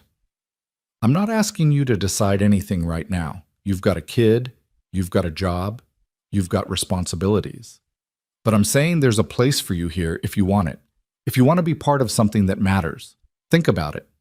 Noah did think about it constantly over the next few days. He thought about it while loading trucks at the warehouse, while making Emma's lunch, while lying in bed at night listening to the city's sounds through his thin apartment walls. The idea of being part of something larger than himself, something that actively worked to make the world safer, it appealed to him in a way that surprised him with its intensity. But there was also fear. Fear that he'd get in too deep, that he'd end up in situations he couldn't handle, that Emma would end up without a father because he'd decided to play hero. The memory of that night in the corner store was always there. The moment when the fire hydrant's fist had driven into his stomach and he'd realized with absolute clarity that he could die here. That realization hadn't left him. If anything, the training had made it more acute. He knew more now about how quickly violence could turn lethal, how many ways a human body could break. Thursday of the 6th week, Stone pulled Noah aside after class. The others were filtering out, heading home or to late dinners or wherever people went at 9:30 on a weeknight. Jake was wiping down mats and Vic was already on his bike outside, the engine rumbling. Walk with me, Stone said, and it wasn't quite a question. They went outside into the cool evening air. The industrial district was quiet at this hour, just the occasional car passing and the distant sound of a train. Stone pulled out a pack of cigarettes, offered one to Noah, who shook his head. Stone lit one for himself and took a long drag. I'm trying to quit, he said, but some habits die hard. He exhaled smoke into the night. You're thinking about what I said, about becoming more involved. How did you? It's written all over you. You've got that look people get when they're standing at a crossroads and don't know which way to turn. Stone took another drag. Let me tell you something about crossroads. You can stand there forever, weighing options, making pro-con lists, trying to predict every outcome. Or you can accept that you're never going to have perfect information and just pick a direction. Both choices have consequences. The question is which consequences you can live with. Noah leaned against the building wall, feeling the rough brick through his shirt. I've got Emma to think about. You do, Stone agreed. And that's not nothing. Being a father, that's the most important job there is. Nobody's asking you to abandon that. Hell, that's probably why you're good at this. You've already got something worth protecting, something worth standing up for. He flicked ash onto the pavement. But here's what I've learned in 57 years on this planet. You can't protect anyone if you're not whole yourself. If you're just surviving, just getting by, just making it to the next day, you need purpose. You need to feel like you matter, like what you do makes a difference. The warehouse is a paycheck, Stone interrupted. And that's important. I'm not saying it's not, but it's not purpose. It's not the thing that makes you want to get out of bed in the morning. It's not the thing you'll remember on your deathbed. He turned to look at Noah directly. That night in the corner store, when you decided to stay, when you decided to stand up even though you knew you were outmatched, that was you finding purpose. maybe for the first time in a long time, and now you're here because you want to feel that again. You want to be someone who matters. The words hit harder than Noah expected, settling into his chest like stones dropping into water, ripples spreading outward.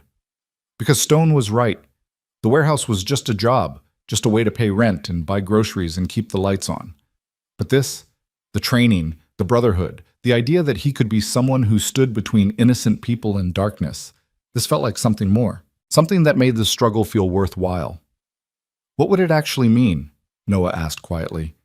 If I said yes to being more involved? Stone dropped his cigarette and ground it out with his boot. Means you're on call when we need people. Means sometimes you'll get a text at 2 in the morning asking if you can show up somewhere. Means you might miss some of Emma's school events or have to reschedule plans. But it also means you're part of a family that's got your back no matter what. Means if you or Emma ever need anything, and I mean anything, you've got 20 people who'll drop everything to help. Means you're not alone anymore. Not alone anymore. Noah hadn't realized how alone he'd felt until Stone said those words. 3 years of single parenting, of making every decision by himself, of having no one to call when things went wrong or when he just needed to hear another adult voice. The loneliness had become so familiar he'd stopped noticing it, like a constant background noise that his brain had learned to filter out. I need to think about it, Noah said. Fair enough, Stone said. Take your time, the offer's not going anywhere. He started walking back toward the clubhouse, then paused. But Noah, don't take too long. Life's short, and the world needs good men willing to stand up. The longer you wait, the more chances pass you by. That weekend, Noah did something he hadn't done in months. He called his ex-wife. Sarah answered on the third ring, her voice cautious. Noah? Is Emma okay? She's fine. She's great, actually. He trailed off, not sure how to explain. I wanted to talk to you about something. There was a pause, and he could hear voices in the background, music playing. She was at a party, maybe, or out with friends, living the life she'd left him to find. Okay, she said, the caution deepening into suspicion. What's going on? Noah told her about the corner store, about the training, about the choice he was facing. He didn't expect her to understand, didn't even really expect her to care, but he needed to say it out loud to someone who knew him before all of this, someone who could maybe offer perspective. Sarah was quiet for a long time after he finished. So let me get this straight, she finally said. You almost got yourself killed trying to save some stranger, and now you're thinking about signing up to do that kind of thing regularly? It's not like that. It's about being prepared, being able to help when help is needed. Noah? Sarah's voice was sharp now, the tone she used to use when they'd argue about money or his work hours, or all the little resentments that had built up until their marriage collapsed under the weight. You have a daughter. Emma needs her father. What happens to her if you get yourself killed playing hero? I'm not playing anything, Noah said, frustration rising. This is real. This matters. More than Emma. That's not fair, isn't it? Sarah demanded. You're talking about putting yourself in dangerous situations on purpose. How is that being a good father? Noah took a breath, trying to calm down. Being a good father means showing Emma what it looks like to stand up for what's right. To be someone who doesn't just look away when bad things happen. To have courage and integrity. And, oh, spare me the noble speech, Sarah interrupted. You want to know what I think? I think you're having some kind of midlife crisis. I think you're trying to prove something because you feel like you're not enough.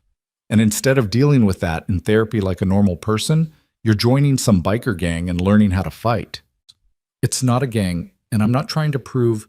Noah stopped because maybe she was partly right. Maybe he was trying to prove something. Maybe that's what this was all about. You know what? I shouldn't have called. I don't know what I was expecting. Noah, wait! But he'd already hung up. He sat on his couch for a long time after that, staring at nothing, feeling the old anger and hurt churning in his stomach. Sarah had always been good at finding the exact words that would burrow under his skin, that would make him question himself. It was part of why their marriage had failed. Her ability to wound with precision, his tendency to withdraw rather than fight back. But underneath the anger, there was a kernel of truth in what she'd said. Was he doing this for the right reasons? Was this about genuinely wanting to help people? Or was it about trying to prove to himself that he was more than just a single dad working a dead-end job? Was he trying to be a hero to compensate for feeling like a failure? The questions haunted him through the weekend. He took Emma to the park again, watched her play, and tried to imagine how he'd explain to her if something happened to him. "Sorry, baby, but Daddy had to go help some strangers, and things went wrong." Would she understand? Would she think he'd abandoned her the same way her mother had? Sunday evening, Noah was putting Emma to bed when she asked him a question that cut straight through all his uncertainty. "Daddy, what does being brave mean?" Noah sat down on the edge of her bed, smoothing her hair back from her forehead. "Why do you ask?" "We learned about it in school. Ms. Peterson said brave means doing something even when you're scared. But if you're scared, why would you do it?" Noah thought about that night in the corner store, about the moment he'd decided to stay, even though every survival instinct was screaming at him to run. "Because sometimes there are things that matter more than being scared," he said slowly. "Like helping someone who needs help, or protecting someone who can't protect themselves. Being brave doesn't mean you're not afraid. It means you do the right thing anyway, even though you're afraid." Emma considered this with the seriousness she brought to all important questions. "Are you brave, Daddy?" "I try to be," Noah said honestly. "I don't always succeed, but I try." "I think you're brave," Emma said. "You work really hard, and you take care of me all by yourself, and you always make sure I'm okay even when you're tired. That's brave." Noah felt something crack open in his chest, a sudden rush of emotion that threatened to overwhelm him. He leaned down and kissed Emma's forehead. "Thank you, baby. That means a lot." "Can I be brave too?" "You already are," Noah said. "You're the bravest person I know." After Emma fell asleep, Noah went to his room and pulled out the card Vic had given him all those weeks ago. "Heroes are made." He turned it over and over in his hands, thinking about everything that had happened since that rainy night, about the person he'd been and the person he was becoming. Sarah was wrong. This wasn't a midlife crisis or some desperate attempt to prove his worth. This was about finding purpose in a life that had felt purposeless for too long. This was about becoming someone his daughter could be proud of, someone who didn't just talk about values, but lived them. This was about being part of something bigger than his own small struggles, about standing up and saying, "I will be the one who helps when help is needed." Monday morning, Noah called Stone. The phone rang 3 times before that familiar gravelly voice answered. "Stone, it's Noah Jensen. I've been thinking about what you said, about being more involved." "And?" Noah took a breath. "I'm in. Tell me what I need to do." There was a pause, and when Stone spoke again, there was something in his voice that might have been pride. "Good man. Come by the clubhouse tomorrow night, 7 o'clock. We'll talk details and get you set up properly. And Noah, you made the right choice. I know it doesn't feel certain right now, but trust me, you made the right choice."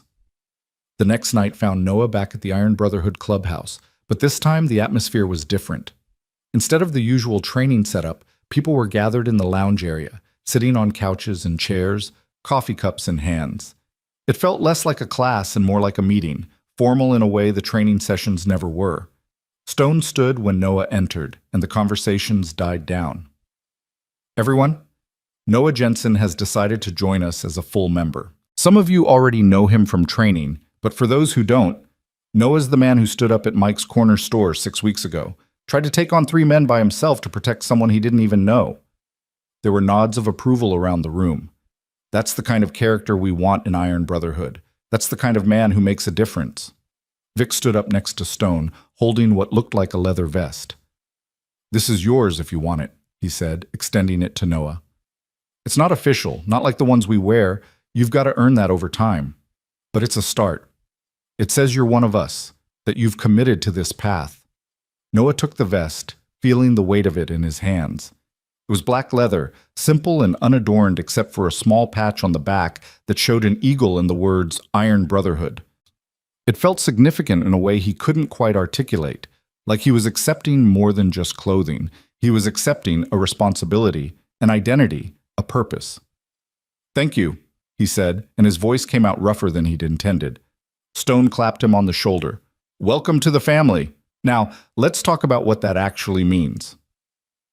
They spent the next 2 hours going over protocols and procedures, how the call system worked, group texts that would go out when someone needed help, with details about the situation and how many people were needed, how they vetted situations to make sure they weren't walking into something illegal or unsafe, how they documented everything to protect themselves legally, how they worked with local police in some cases and independently in others.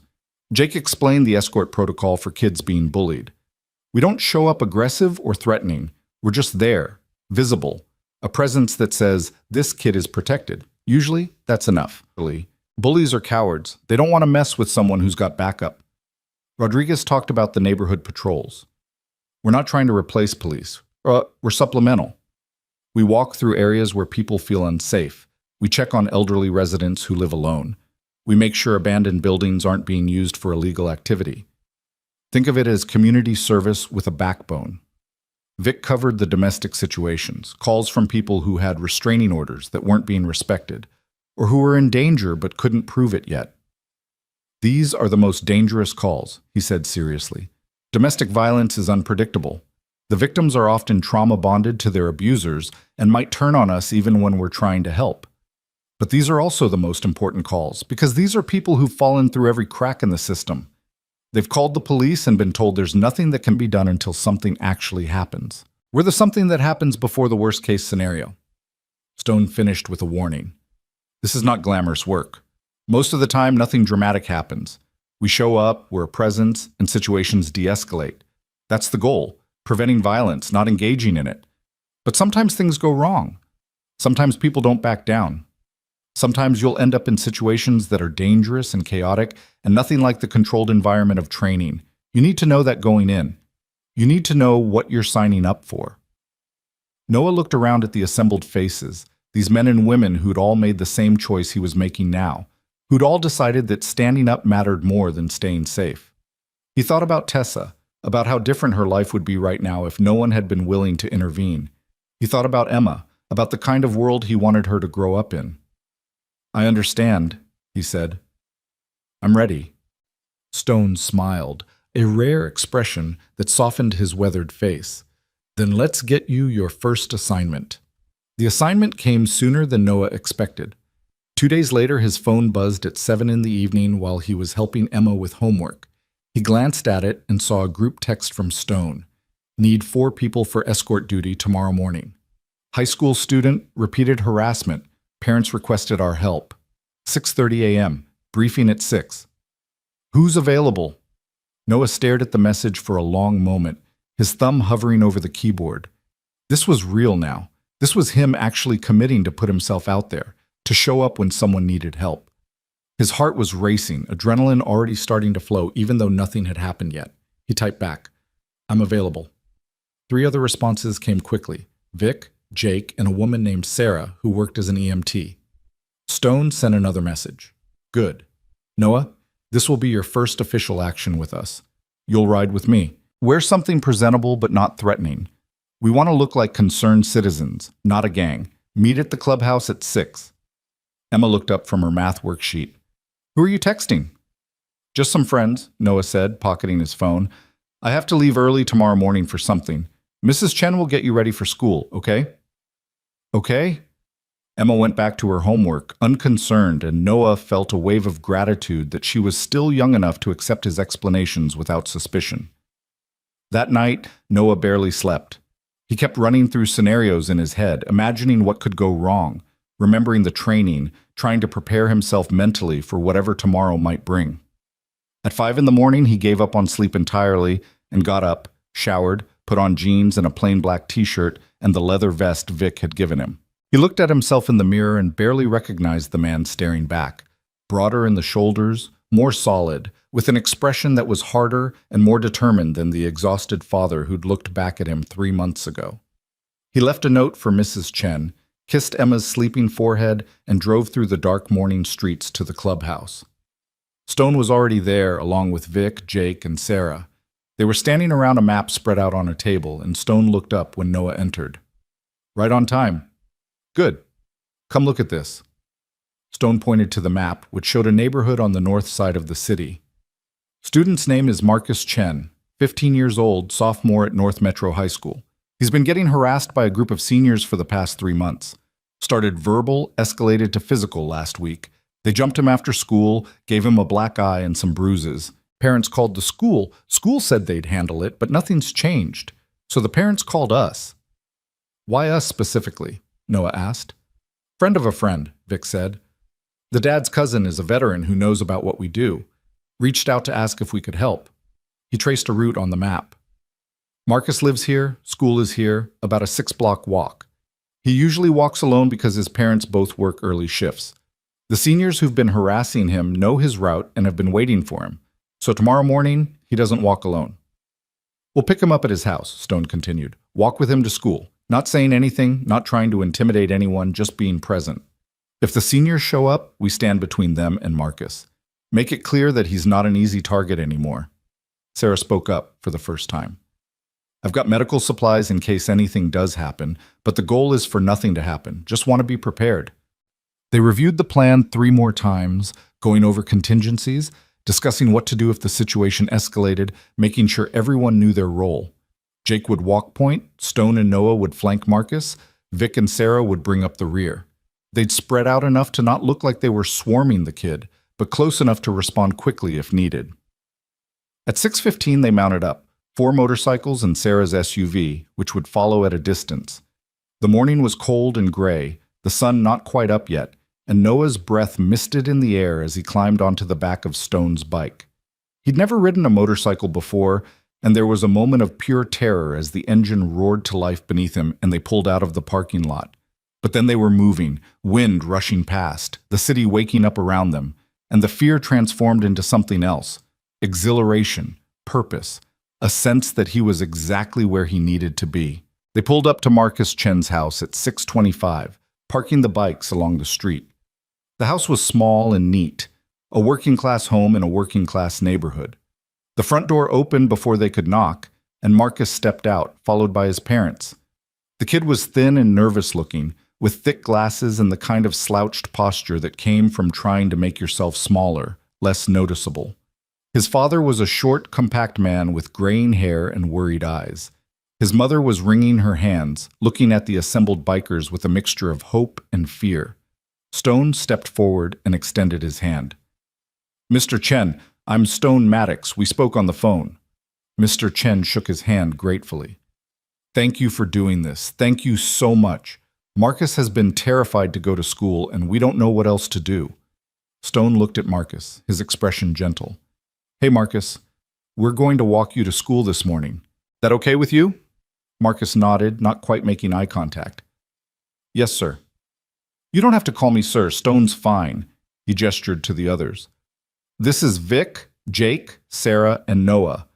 We're just here to make sure you get to school safely. You don't have to talk to us or anything. Just walk like you normally would, and we'll be nearby. They set off, Marcus in the middle, the 5 of them arranged around him in a loose formation that felt protective without being obvious. The neighborhood was quiet, just the occasional car passing, early morning workers heading to jobs. Marcus walked with his head down, shoulders hunched, and Noah felt a surge of recognition. He'd been that kid once, or close to it, smaller than his peers, picked on, trying to be invisible because being noticed meant being hurt. 3 blocks from the school, they appeared. 5 teenagers, bigger than Marcus, wearing Letterman jackets and the kind of confidence that came from never having been seriously challenged. They were waiting at an intersection, and Noah saw the moment they spotted Marcus. Their faces lit up with predatory anticipation. Then they saw the bikers, and everything changed. The anticipation flickered, replaced by uncertainty, then wariness. They didn't move from their position, but their body language shifted, became defensive rather than aggressive. Stone kept walking, his pace steady and unhurried, and the others matched him. They were 50 feet away now, then 40, then 30. One of the seniors, the biggest one, probably the ringleader, stepped forward slightly. What's this? Chen brought his babysitters? Stone stopped walking, and the others stopped with him. He looked at the teenager with an expression that was perfectly calm, perfectly neutral, and somehow more intimidating than any aggressive posture would have been. Morning, he said pleasantly. Beautiful day for a walk, isn't it? The kid didn't know how to respond to that. His friends shuffled behind him, looking at each other, clearly not having planned for this scenario. Noah could see the calculation happening. 5 adults, obviously not afraid, obviously willing to get involved if things went sideways. The math wasn't in their favor anymore. We're just talking to our friend Marcus, the ringleader tried, but his voice had lost its edge. That right? Stone looked at Marcus. These guys, your friends? Marcus, for the first time since Noah had met him, lifted his head and spoke clearly. No. Didn't think so, Stone said, returning his attention to the teenagers. Tell you what, how about you boys find another route to school this morning? Give everyone some space to breathe. For a moment, Noah thought it might go another way. The ringleader's face flushed red, and his hands clenched into fists. Pride and anger warred with self-preservation. But then Vic shifted slightly, just a small movement that made his shoulders look bigger, and Jake smiled in a way that suggested he was hoping things would escalate. The teenagers turned and walked away, trying to maintain some dignity, throwing back glances that promised this wasn't over. But Noah knew it was. Bullies like that? They needed easy targets, victims who wouldn't fight back. Marcus wasn't an easy target anymore. They walked Marcus the rest of the way to school, watching as he disappeared through the front doors. Mr. and Mrs. Chen were waiting in the parking lot, having followed in their car, and Mrs. Chen was crying as she thanked them. We can do this again tomorrow if needed, Stone told them, and the day after that, however long it takes for the message to sink in that Marcus is off limits. I don't know how to repay you, Mr. Chen said. Don't need repayment, Stone said simply. Just pass it forward. Someday you see someone who needs help. You help them. That's how this works. As they rode back to the clubhouse, Noah felt something he hadn't felt in years. Pure, uncomplicated satisfaction. They'd done something good. They'd stood between a kid and his tormentors, and they'd done it without violence, without anyone getting hurt, just by showing up and being willing to stand up. It was exactly what Stone had talked about, preventing violence rather than engaging in it, being the presence that made bad people think twice. At the clubhouse, Stone clapped Noah on the shoulder. You did good today. Stayed calm, didn't escalate, just were present. That's what this is about. Not every situation ends like the corner store. Most of them end like this. Quiet victories that nobody will ever know about except us and the people we helped. That kid, Noah said. Marcus. He reminded me of you? Stone finished. Yeah, I figured. That's why I wanted you on this one. Sometimes the best protectors are the people who remember what it felt like to need protecting. Noah went home that morning feeling 10 feet tall. He picked up Emma from Mrs. Chen's, took her to school, went to his shift at the warehouse, and loaded trucks with a smile on his face that confused his coworkers. Marcus texted the group that afternoon. Stone had given him the number, and said the seniors hadn't bothered him all day, that other kids had noticed and started talking to him, that for the first time in months, he felt like maybe things would be okay. That night, tucking Emma into bed, Noah told her a story about a boy who was scared and some people who helped him feel brave. Emma listened with wide eyes, then asked, Is that a real story, Daddy? Yeah, baby, that's a real story. Did you help him feel brave? Noah thought about that morning, about standing there at that intersection with Stone and the others, about the way Marcus had lifted his head and said no when asked if those boys were his friends. I think so, he said. I hope so. Emma smiled and closed her eyes. I knew you were brave, she murmured, already drifting off to sleep. Noah sat there in the dark, watching his daughter breathe, and felt more certain than he'd felt in 3 years that he was exactly where he needed to be, doing exactly what he needed to do. The path ahead was still uncertain, still potentially dangerous, still full of choices and consequences he couldn't predict. But for the first time since Sarah had left, since he'd become a single father struggling to survive, he felt like he had purpose beyond just getting through the day. He was part of something that mattered. He was making a difference, however small. He was becoming the kind of man his daughter could be proud of, the kind of man who stood up when standing up was hard. Heroes were made, the card had said. And Noah was beginning to understand that making a hero wasn't about one dramatic moment or one big choice. It was about showing up, day after day, choosing to stand in the gap between the innocent and the darkness, choosing to be present and willing even when it was uncomfortable or scary or cost you something. It was about deciding that some things mattered more than your own safety or comfort. And then living that decision over and over until it wasn't a decision anymore but simply who you were. Noah's involvement with Iron Brotherhood deepened over the following months in ways he couldn't have predicted. What had started as training twice a week expanded into a network of connections and commitments that wove themselves into the fabric of his daily life. The group texts came at irregular intervals, sometimes 3 times in 1 week, sometimes not at all for 10 days. Each message brought a new situation, a new person who needed help, a new opportunity to show up when showing up mattered. He escorted Marcus to school 4 more times before the harassment stopped completely. He helped Vic and Jake patrol a neighborhood where elderly residents had been targeted by thieves posing as utility workers, their presence enough to make the scammers move on to easier hunting grounds.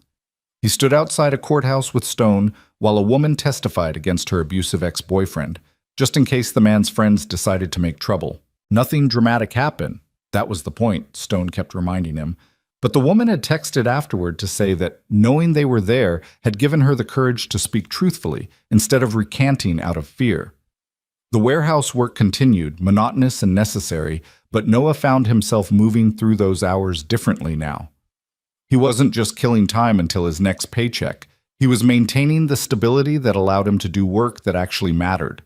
Marcus noticed the change in his attitude and pulled him aside one afternoon. "I don't know what's going on with you," his supervisor said, "but whatever it is, it's working.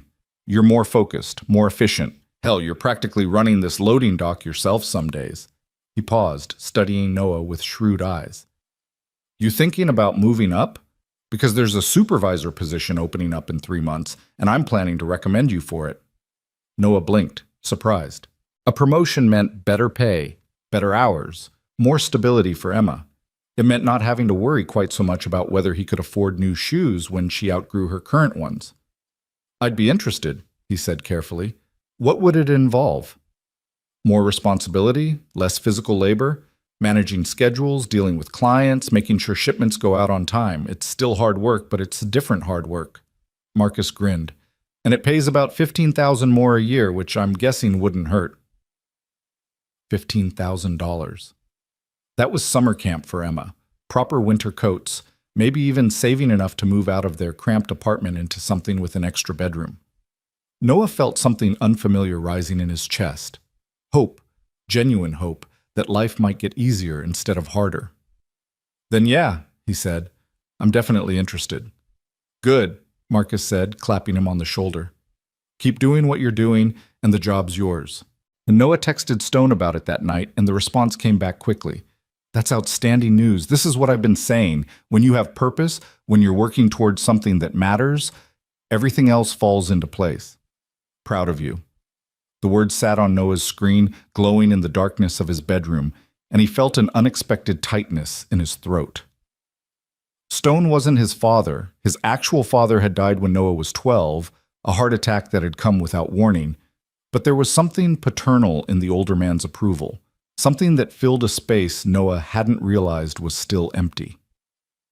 2 weeks later, the call came that would change everything. Noah was at home on a Saturday afternoon, helping Emma build an elaborate castle out of cardboard boxes and duct tape, when his phone buzzed with a message from Stone. "Emergency situation. Need all available members at the clubhouse now. This is serious." Noah's stomach dropped. In the 4 months he'd been active with Iron Brotherhood, Stone had never used the word emergency or demanded everyone show up immediately. Whatever this was, it was bad. "Baby, I need to go out for a little while," Noah said, already reaching for his keys. "Mrs. Chen will come stay with you." Emma looked up from the castle, her face falling. "But we're not done yet." "I know, and I'm sorry. We'll finish it tonight, I promise. But this is important." He was already texting Mrs. Chen, praying she was available. Her response came back within seconds. "Be there in 5 minutes." By the time Noah pulled into the clubhouse parking lot, there were already a dozen motorcycles and several cars scattered across the gravel. He hurried inside and found the main room crowded with more people than he'd ever seen assembled at once. Not just the regular members, but others he didn't recognize, faces grim and tense. Stone stood at the center of it all, his steel gray eyes harder than Noah had ever seen them. "Good. Noah's here," Stone said when he spotted him. "That's everyone we're going to get. Listen up." He gestured to a woman sitting on one of the couches, a thin figure with dark hair and haunted eyes. She was maybe 30, pretty in a fragile way, and she was trembling despite the blanket wrapped around her shoulders. Next to her sat a little girl, probably 5 or 6 years old, clutching a stuffed rabbit and staring at nothing. "This is Jennifer Martinez and her daughter Lily," Stone said, his voice gentle when he addressed them, iron when he turned back to the group. "Jennifer left her husband 3 weeks ago after years of abuse. Got a restraining order, moved into a shelter, did everything right. Yesterday, her husband, Ray Martinez, found out where she was staying. He showed up at the shelter this morning with 2 of his friends, forced his way past staff, and grabbed Lily from the playground." The room erupted in angry murmurs. Noah felt his hands clenching into fists, his heart rate accelerating. A child. Someone had taken a child. Stone raised his hand for quiet. "Police are involved, but they're moving slow. Ray's holed up in a house on the east side, his brother's place, and they're trying to negotiate. Problem is, Ray's unstable. He's texted Jennifer saying if she doesn't come back to him, if the cops try to force their way in, he'll hurt Lily." Stone's jaw tightened. She's 6 years old, and she's scared, and her father is using her as leverage. "What are we supposed to do?" someone asked. "This sounds like a job for a SWAT team, not us." "It should be," Stone agreed. "But the cops are treating this as a custody dispute, not a kidnapping. They're being cautious, trying not to escalate. Which means Lily's sitting in that house with a violent man who's desperate and unpredictable, and every hour that passes is another hour she's in danger." He looked around the room, meeting each person's eyes. "Jennifer came to us because we have a reputation for handling situations the system can't or won't. She's asking if there's any way we can get her daughter out safely." Vic stepped forward, his scarred face troubled. "Stone, this is different from anything we've done before. We're talking about potentially going up against armed men, about extracting a child from a hostile situation.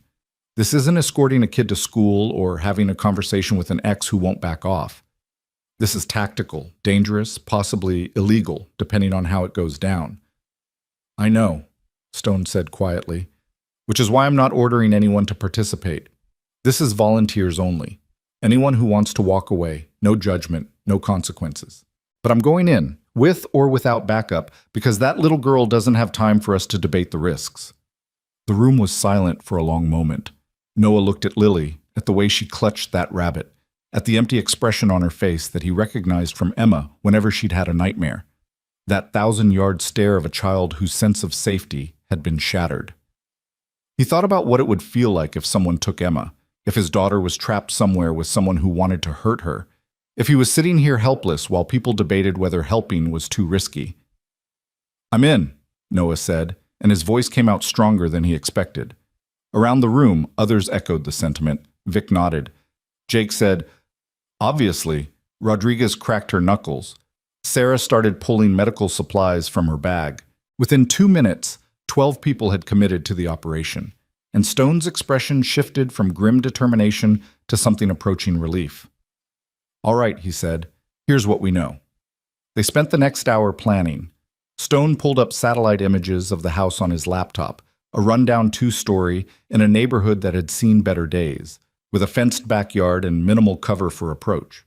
Vic, who'd been Army intelligence before his discharge, analyzed the layout and identified potential entry points and obstacles. Jake, who'd done 2 tours as a combat medic, coordinated with Sarah on medical contingencies. Rodriguez, who'd been special operations before taking a knee injury that ended her career, sketched out tactical formations and backup plans. Noah mostly listened, absorbing information, trying not to think too hard about what they were planning. This wasn't like the corner store, where violence had erupted suddenly and Stone had been there to handle it. This was premeditated, organized, dangerous, in ways that made his previous experiences look like minor scuffles. People could die here. He could die here. And Emma would be left without a father, just like he'd feared, just like Sarah had warned him about. But then he looked at Lily again, at Jennifer's tears, and he knew he couldn't walk away. Stone pulled Noah aside while the others continued planning. "You don't have to do this," he said quietly. "You've got a kid at home. Nobody would think less of you if you sat this one out." "Would you?" Noah asked. "Sit it out?" Stone smiled slightly. "No, but I'm a stubborn old bastard with more scars than sense. You're young. You've got your whole life ahead of you. You've got responsibilities." "So do you," Noah pointed out. "You've got grandkids, Vic told me." "3 of them," Stone confirmed. "And they're the reason I can't let things like this slide. Because I want them growing up in a world where good people stand up, where monsters don't get away with hurting kids, where someone gives enough of a damn to do something even when it's hard." He studied Noah with those steel gray eyes. "But I need you to be clear about what you're signing up for. This isn't training. This isn't a situation we control. Ray Martinez is a violent man who's cornered and desperate. His brother who owns the house has a record, assault, weapons charges. We could be walking into a firefight." "I know," Noah said. "I'm still in." Stone nodded slowly. "Then you stick with me. Don't do anything I don't tell you to do. Don't try to be a hero. Your job is to help get Lily out safely and then get yourself out safely. That's it. Clear?" "Clear." They moved out at dusk, 4 vehicles traveling in loose formation to avoid looking like a convoy. Stone drove his truck with Noah in the passenger seat, Vic and Rodriguez in the back. The mood was tense but focused, everyone checking equipment, running through the plan one more time. Noah had been given a flashlight and a radio, along with strict instructions to stay back unless specifically told to advance. He wasn't trained for this kind of operation, and Stone had been clear that his role was support, not frontline engagement.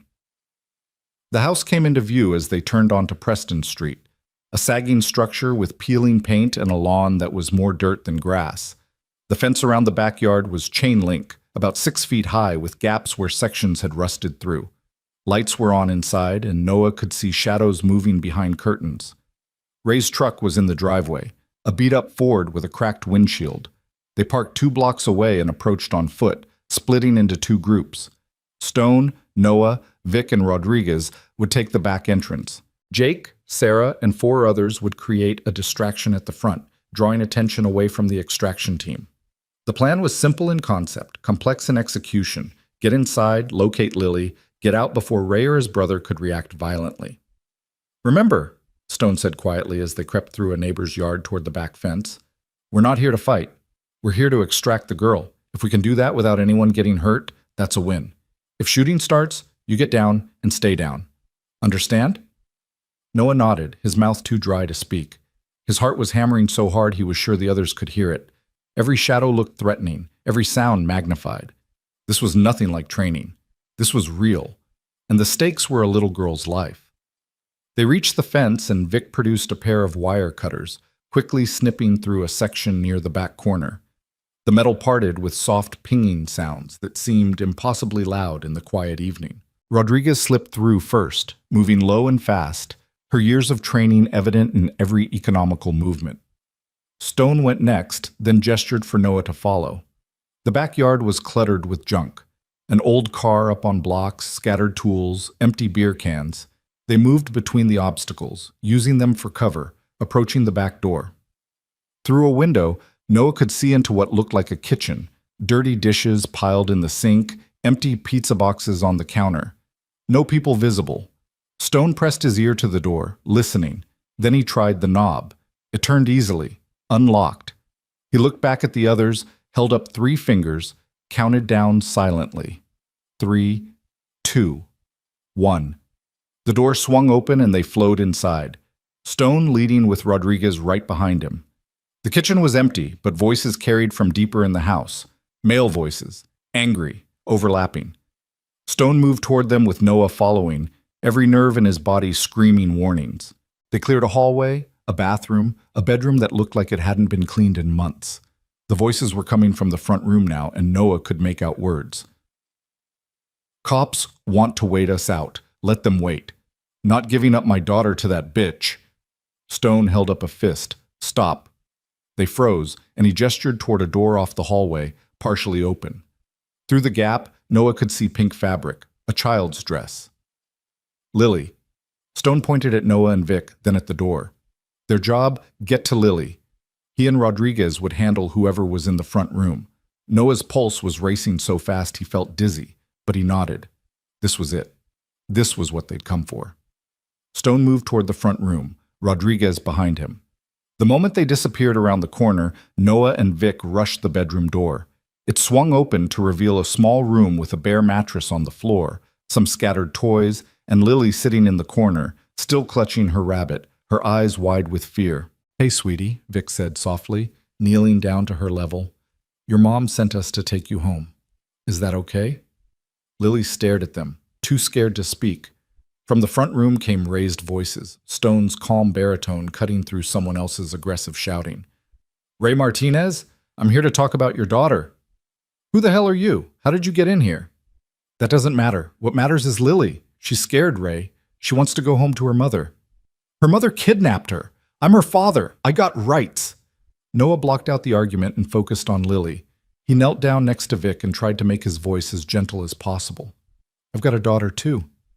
Her name's Emma. She's a little older than you, and she's got a stuffed rabbit just like yours." "What's your rabbit's name?" Lily looked at him, and something in her eyes shifted, just slightly, from pure terror to cautious curiosity. "Mr. Hops," she whispered. "That's a good name," Noah said. "Mr. Hops looks like he'd be good at keeping you safe, but I bet he'd feel even safer if we got you back to your mom, right?" Lily nodded slowly. "Okay," Noah said. "Can Mr. Hops help us be really quiet and really fast? We need to sneak out the back way. Can you do that?" Another nod. Vic scooped Lily up gently, and she didn't resist, just wrapped her arms around his neck and buried her face in his shoulder. Noah led the way back toward the kitchen, moving as quickly and quietly as possible. Behind them, the argument in the front room was escalating, Stone's voice still calm, but someone else yelling now, a third voice telling everyone to shut up. They were halfway across the kitchen when the situation exploded. A crash from the front room, breaking glass, someone shouting, "He's got a gun!" And then the unmistakable sound that Noah had only heard in movies but recognized instantly. A gunshot, impossibly loud, reverberating through the house like thunder.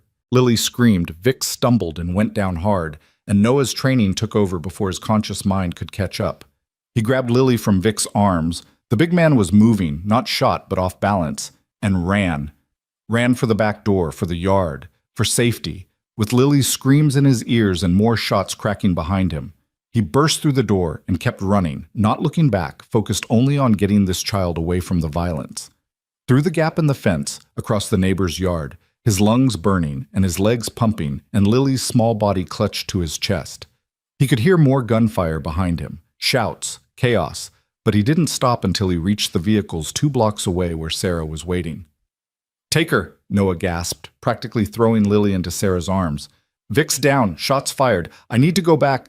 "You need to stay here," Sarah said firmly, checking Lily over for injuries even as the girl sobbed. Stone said if shooting started, you get down and stay down. But Vic has Rodriguez and Stone watching his back. Your job was to get Lily out. You did it. Now let the professionals handle the rest.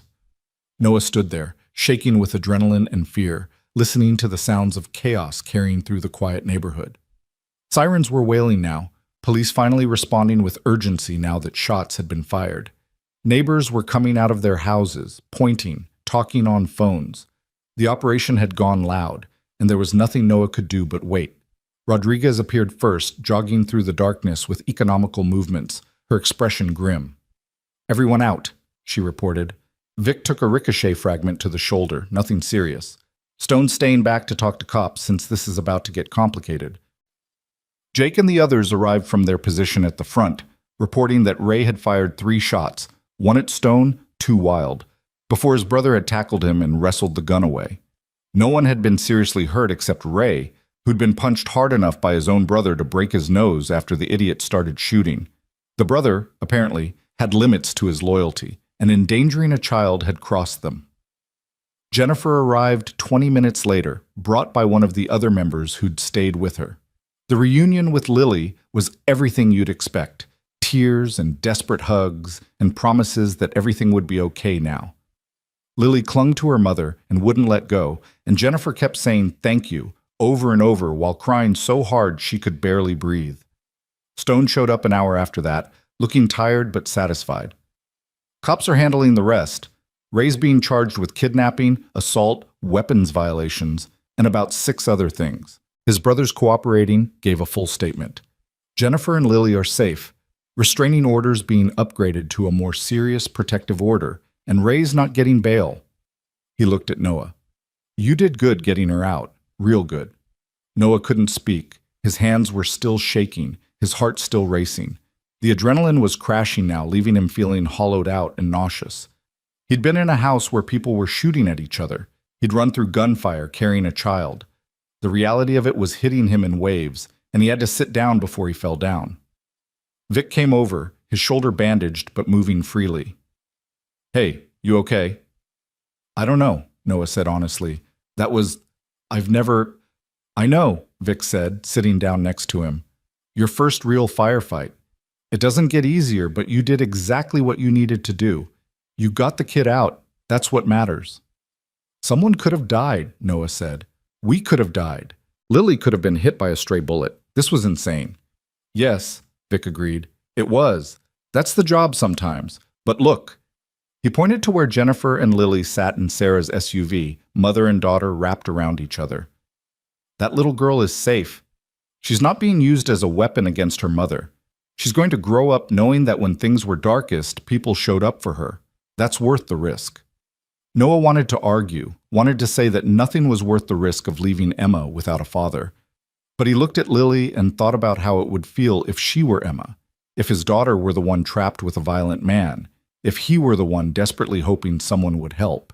And he knew that if the positions were reversed, he'd want someone to take that risk. He'd want someone to decide that his daughter's life mattered more than their own safety.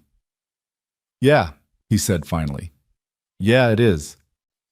They dispersed gradually, everyone heading home to process the night's events in their own ways. Stone pulled Noah aside before he left. You going to be okay?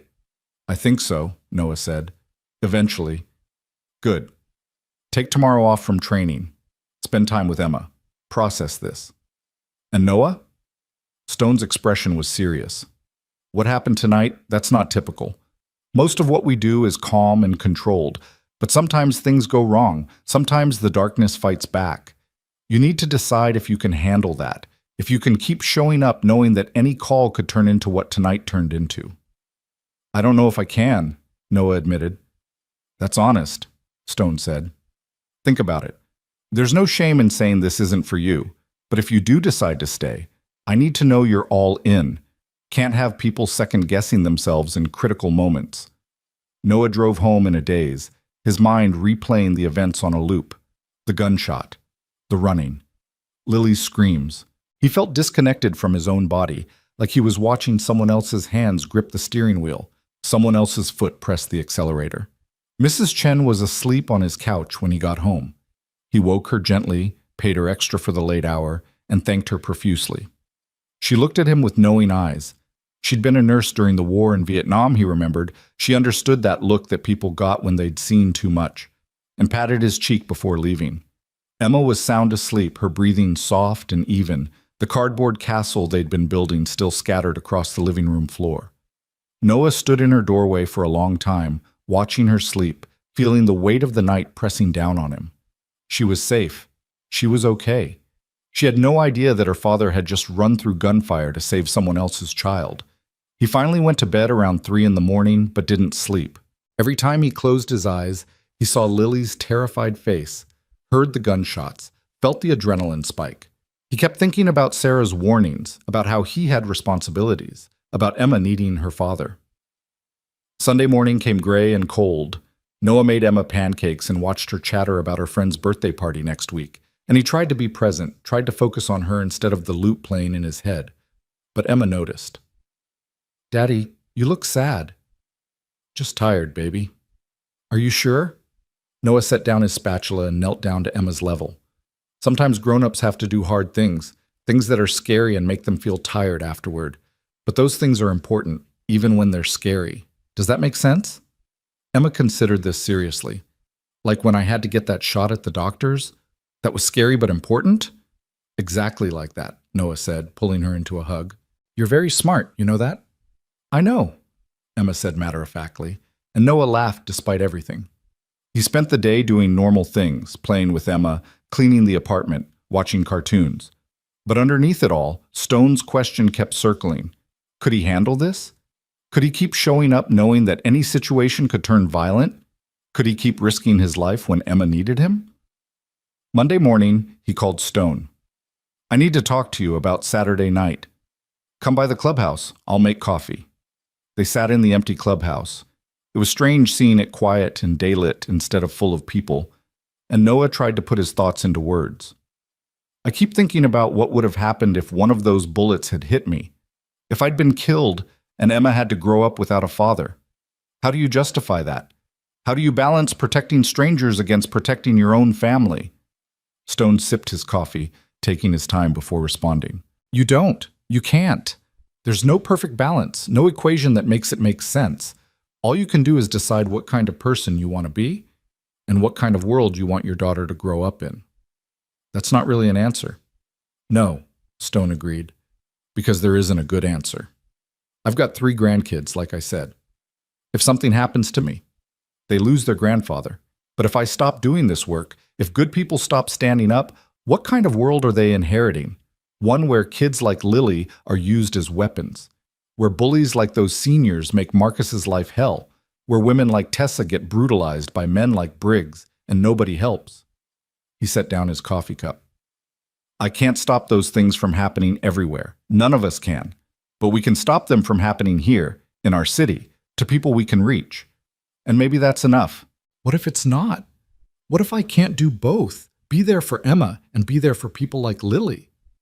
Then you choose Emma, Stone said simply. Every time. No one here would judge you for that. Being a father is the most important job there is. But Noah, from what I've seen, you're better at both since you started doing this work. You're more present with Emma, more engaged. Marcus told me you're up for a promotion. You're building a better life for your daughter by becoming a better man. That counts for something. Noah thought about that, about how the exhausted, barely surviving version of himself from 4 months ago compared to who he was now. Stone was right. He was better at being Emma's father now. More patient, more present, more capable of showing her what strength and integrity looked like. I'm scared, Noah admitted. Saturday night scared me. Good, Stone said. Fear keeps you careful. Fear keeps you alive. The people who worry me are the ones who aren't scared, who think they're invincible. You're scared and you showed up anyway. That's courage. That's exactly what we need. They talked for another hour, working through Noah's doubts and fears. Stone shared stories from his own years of service, about times he'd been terrified and times he'd questioned whether what he was doing mattered, about coming home from war and feeling disconnected from normal life, like the world had moved on while he'd been in hell, about finding purpose again through Iron Brotherhood, about learning that protecting people didn't end just because you took off the uniform. The shooting, Stone said finally, that was Ray Martinez making a bad decision in a desperate moment. It wasn't about us or what we were doing. We went in carefully. We had a plan. We executed it as well as we could. Sometimes bad things happen anyway. That's not a reason to stop trying. How do you live with that? Noah asked. With knowing that any time could be the time things go wrong?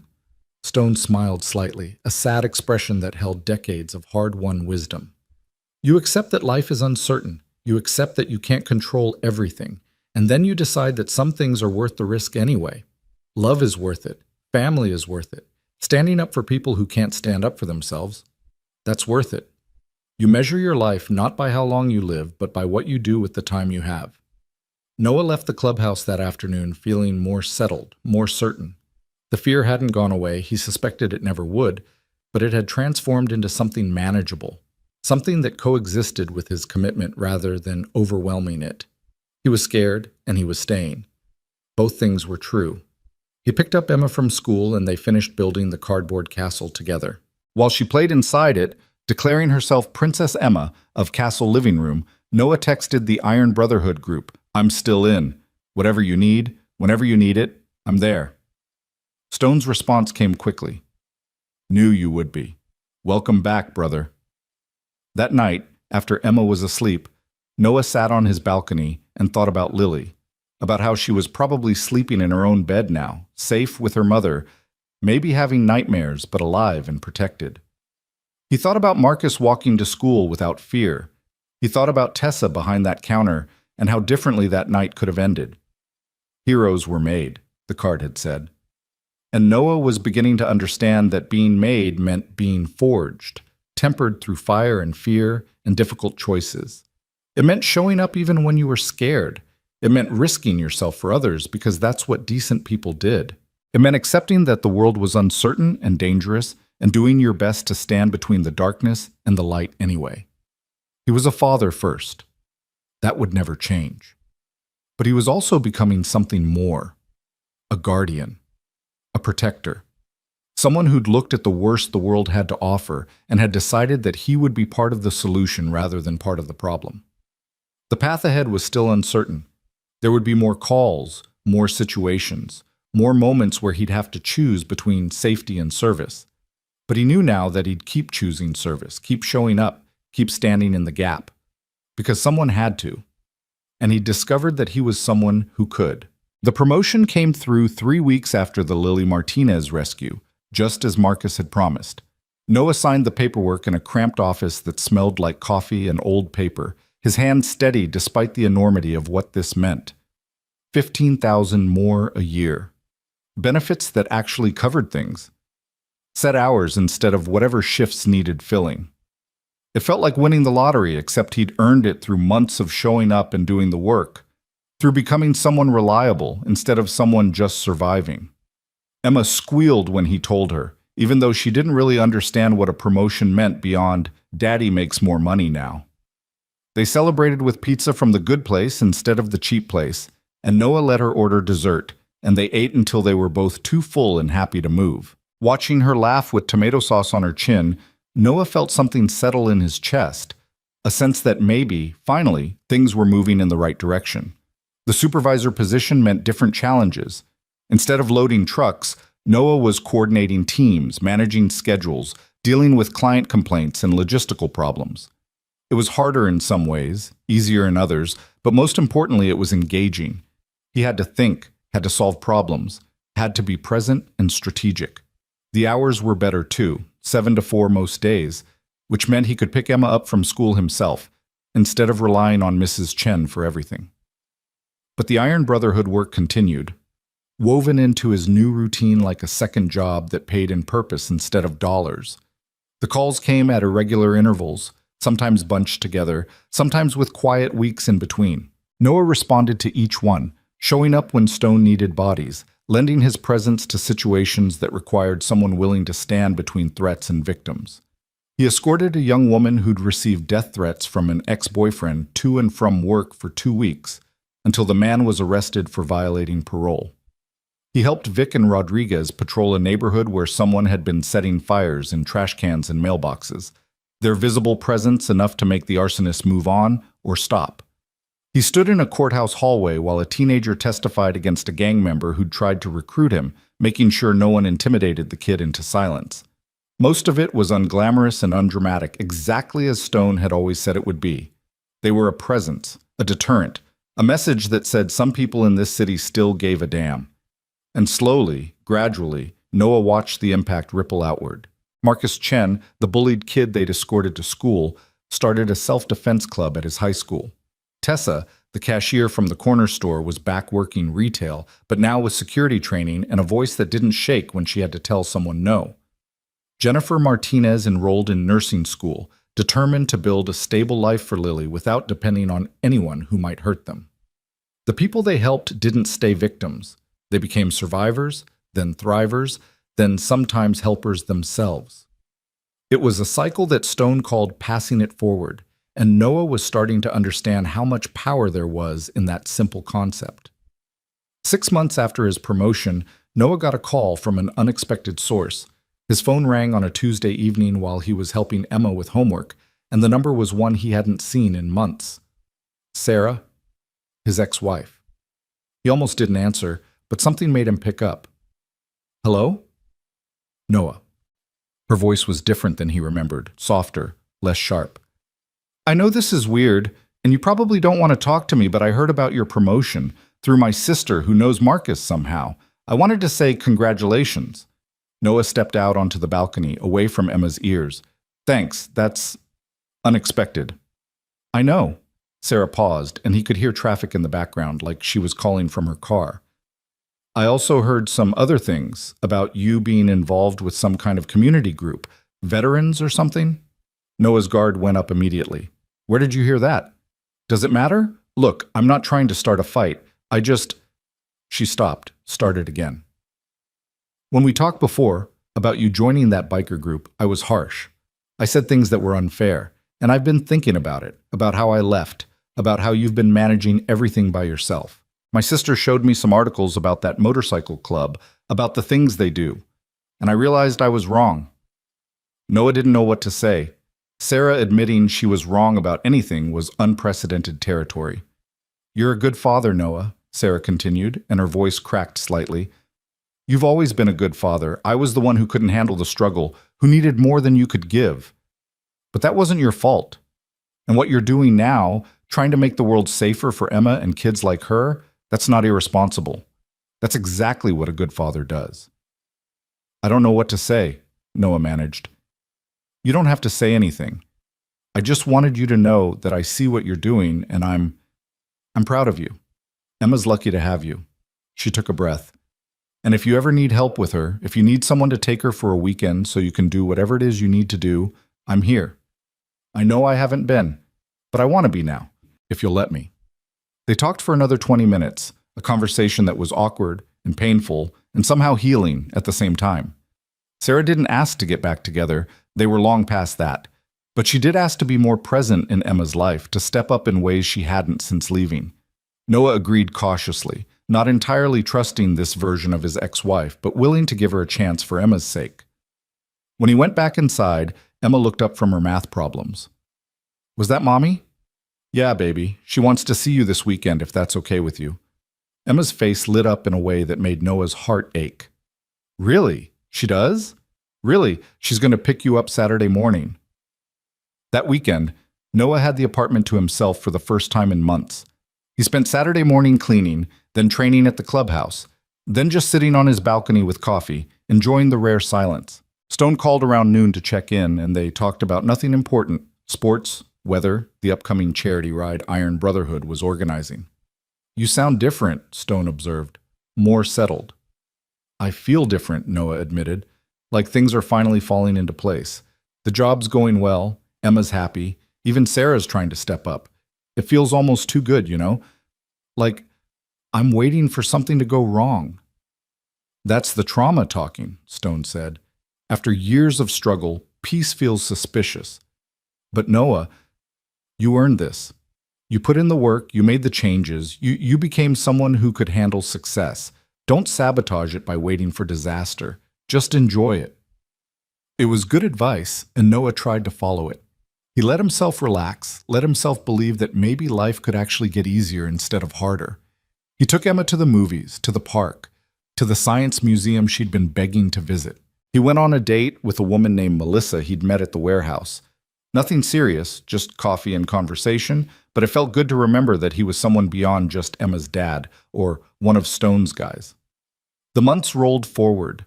Summer arrived with heat and humidity that made the warehouse feel like an oven, even with industrial fans running constantly. Emma finished second grade with good grades and lots of friends, and Noah enrolled her in a day camp that she loved. The Iron Brotherhood work continued. They helped a veteran suffering from PTSD find housing and treatment. They ran a safety workshop for women in a domestic violence shelter. They organized a neighborhood watch program in an area where crime had been spiking. And then, on a Thursday evening in late August, everything came full circle. Noah was at the clubhouse for training, running through knife defense drills with Rodriguez, when his phone buzzed. A number he didn't recognize, but local. He almost ignored it, but something made him step away and answer. Is this Noah Jensen? A male voice, young, nervous. Yeah, who's this? My name's Kyle Briggs. You don't know me, but you know my uncle, Derek Briggs, the guy from the corner store last year. Noah's blood went cold. Briggs. The man who'd grabbed Tessa, who Stone had put down in seconds, who'd gone to prison on multiple charges. "What do you want?" "I need to talk to you and to the bikers who were there that night. My uncle. He's been writing me from prison, and there's some things you need to know, things that could be important. Can we meet?" Every instinct Noah had screamed that this was a trap. Why would I agree to that? Because my uncle's about to get out on parole, and he's been making threats against the girl from the store, against you, against the bikers. And I know this sounds crazy, but I think he's serious. I think when he gets out, he's going to try to hurt people. Noah's grip tightened on the phone. "Call the police." I did. They said threats made in private letters aren't actionable unless they're specific. And my uncle's too smart for that. He talks around things, you know? But I can read between the lines. I know what he's planning. Kyle's voice dropped. "Look, I'm not like him. I don't want to be like him. But he's my family, and I can't go to the cops again because they won't do anything, and he'll know it was me. But you guys, you're not cops. You can do something." Noah told Kyle to hold on and walked over to where Stone was working with a group on pressure points. He explained the situation quickly, watched Stone's expression harden into something dangerous. "Put him on speaker," Stone said. Noah did. "Kyle, I've got Stone Maddox here. He's the one who put your uncle down that night." "I remember," Kyle said, and there was something in his voice, respect, maybe, or fear. "Mr. Maddox, my uncle talks about you in every letter, about how you humiliated him, how you broke his nose, how everyone in prison knows that some old biker made him look like a punk. He's obsessed, and he gets out in 6 days." "What exactly are his threats?" Stone asked, his voice level and calm. "He says when he gets out, he's going to settle accounts. He's got names: Tessa Hale, Noah Jensen, you. He's been planning something, I don't know what exactly, but he mentions a gun. He mentions making examples. He says the system failed him, but his own justice won't." Stone looked at Noah, then at Vic and Rodriguez, who'd moved closer to listen. "Where are you right now, Kyle?" "At a coffee shop on 7th Street, the one next to the library." "Stay there. We're coming to you." They took 3 bikes and arrived at the coffee shop 20 minutes later. Kyle Briggs was sitting in a corner booth, a thin kid in his early 20s with the same angular face as his uncle, but without the meanness. He looked scared and exhausted, like he'd been carrying this burden alone for too long. Stone slid into the booth across from him, and Noah sat next to Stone. Vic and Rodriguez positioned themselves nearby, watching the exits and other customers out of habit. "Show me the letters," Stone said without preamble. Kyle pulled out a manila folder containing 6 handwritten pages. Stone read through them methodically, his expression never changing, but Noah could see his jaw tighten with each page. When he finished, he set them down carefully. "These are threats, but they're vague enough to give him deniability. Your uncle learned something in prison." Stone looked at Kyle directly. "Why are you helping us? This is your family." Kyle's hands clenched around his coffee cup. "Because what he did to that girl was wrong. What he wanted to do to her was worse. And because I've spent my whole life watching my uncle hurt people and get away with it, and I'm tired of being part of a family that thinks that's okay." His voice shook slightly. "I want to be different. I want to be someone who stands up instead of someone who looks away. So I'm standing up now. I'm telling you that he's coming, and he's dangerous, and you need to protect yourselves and that girl." Stone studied him for a long moment, then nodded slowly. "All right, here's what we're going to do." They spent the next hour planning. Stone called in more members: Jake, Sarah, 4 others who'd been part of the corner store response. They contacted Tessa, who was terrified but grateful for the warning. They coordinated with a detective Stone knew, someone sympathetic to what they did, who agreed to increase patrols around Tessa's apartment and the store where she now worked. They set up a protection rotation, making sure Tessa was never alone, that someone from Iron Brotherhood was always nearby. And they prepared for Derek Briggs's inevitable appearance. The man was released on parole 6 days later, Friday morning. Stone had people watching the prison, watching Briggs' last known address, watching everywhere he might go. The reports came back quickly. Briggs picked up his belongings, met with his parole officer, then disappeared into the city. No one could find him, and that was concerning. Noah spent that weekend on high alert, checking on Emma constantly, making sure doors were locked, staying in contact with the group. Sarah had taken Emma for the weekend again. It was becoming a regular thing, and Noah was grateful she was somewhere safe. He stayed at his apartment Friday night, then at the clubhouse Saturday, taking shifts with others to monitor the situation. Sunday afternoon, the call came. Briggs had been spotted near Mike's corner store, the same place where everything had started. He was sitting in a car across the street, watching. Just watching. Stone mobilized everyone immediately. This is it. He's making his move and he's starting where it all began. Psychological power play. Everyone converge on Mike's. Tessa's there working a shift. And Briggs doesn't know we know he's coming. Noah rode with Stone, the motorcycle eating up the miles between the clubhouse and the store. His heart was pounding, adrenaline flooding his system, but this time it was different from that first night. This time he knew what he was capable of. This time he wasn't alone and terrified. This time he was part of something bigger, something that could handle men like Briggs. They arrived to find Briggs's car still parked across the street from Mike's.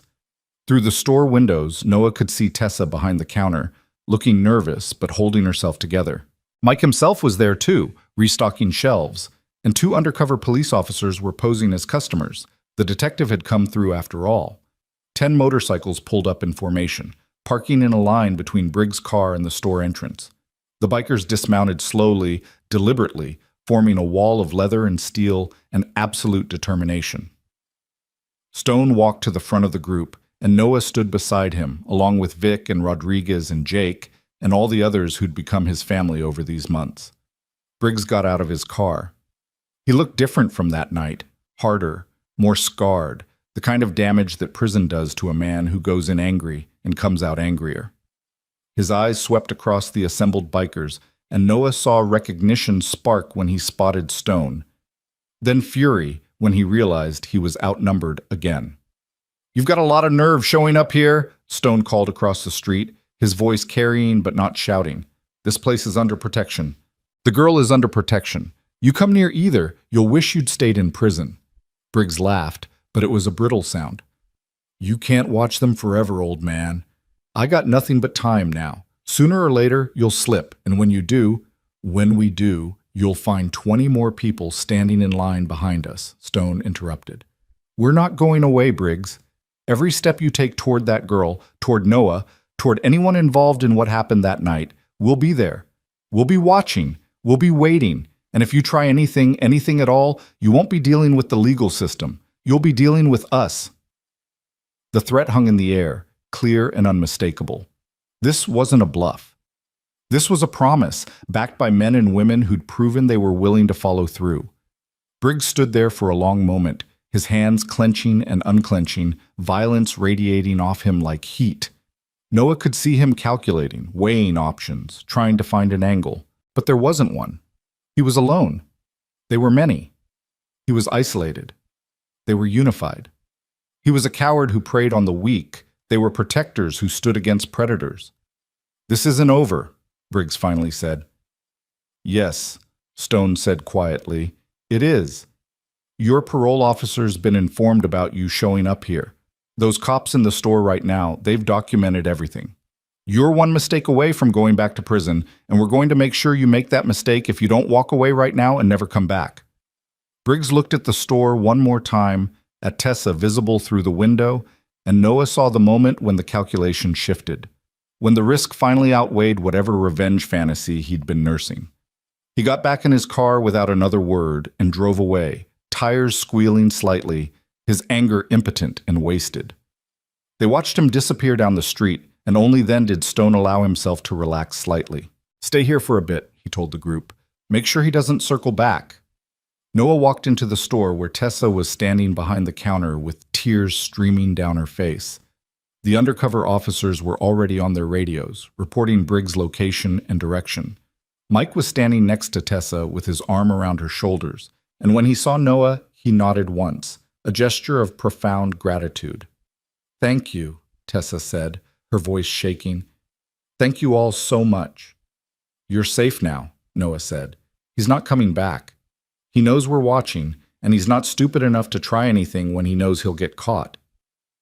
They stayed for 2 hours, visible and present, making sure Briggs didn't return. Eventually, word came through official channels. Briggs had violated parole by approaching a location connected to his victim. Police had picked him up at his residence and he was going back to prison, this time for longer. The threat was over. As they were preparing to leave, Tessa pulled Noah aside. That night in the store when you stayed even though you should have run, that changed my life.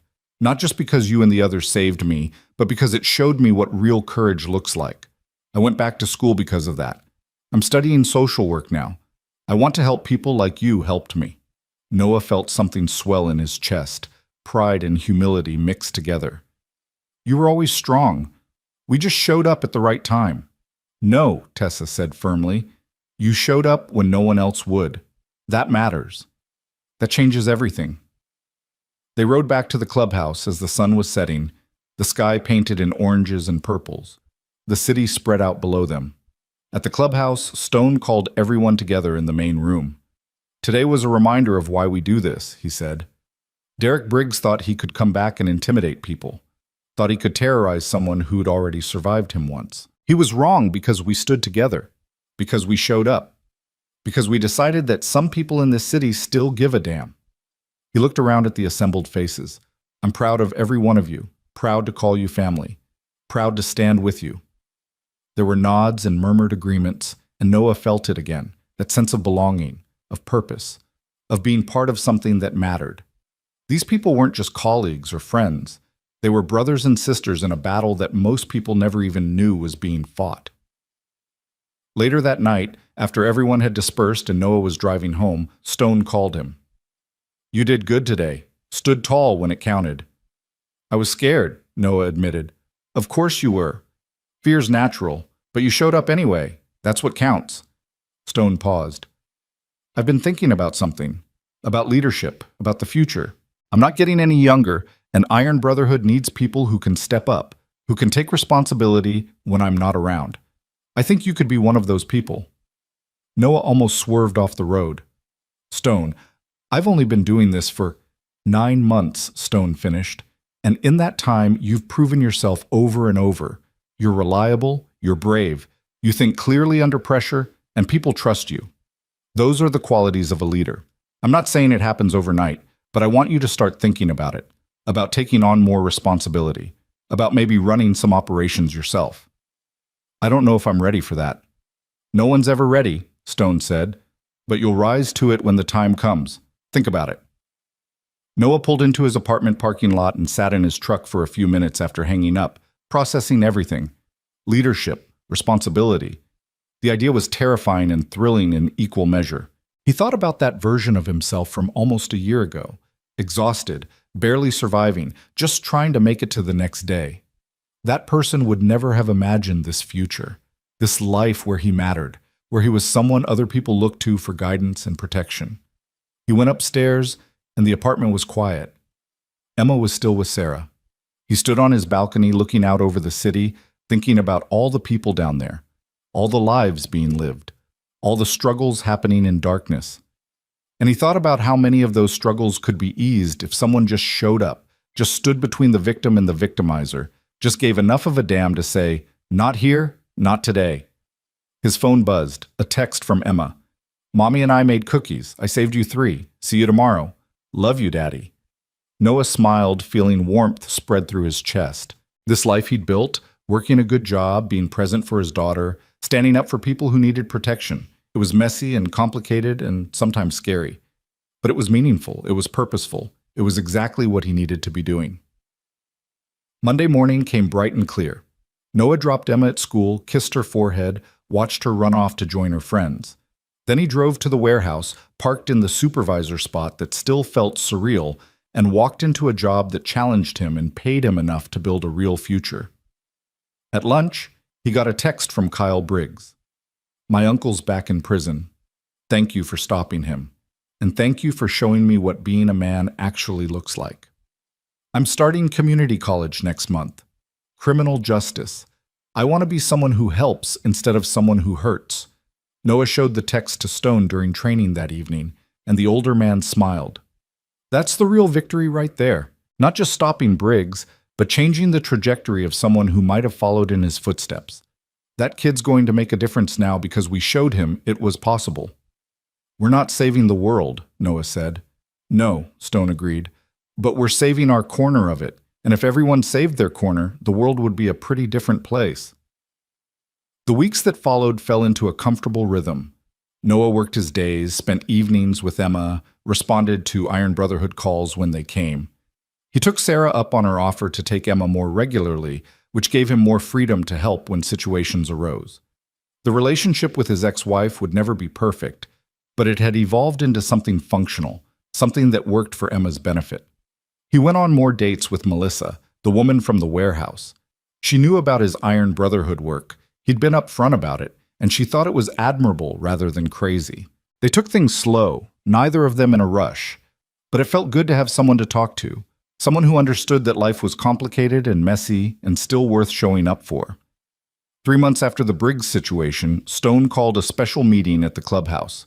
Everyone was there, packed into the main room, curious about what warranted this level of gathering. Stone stood at the front, looking serious but not grim. I've been doing this for 15 years, he said without preamble.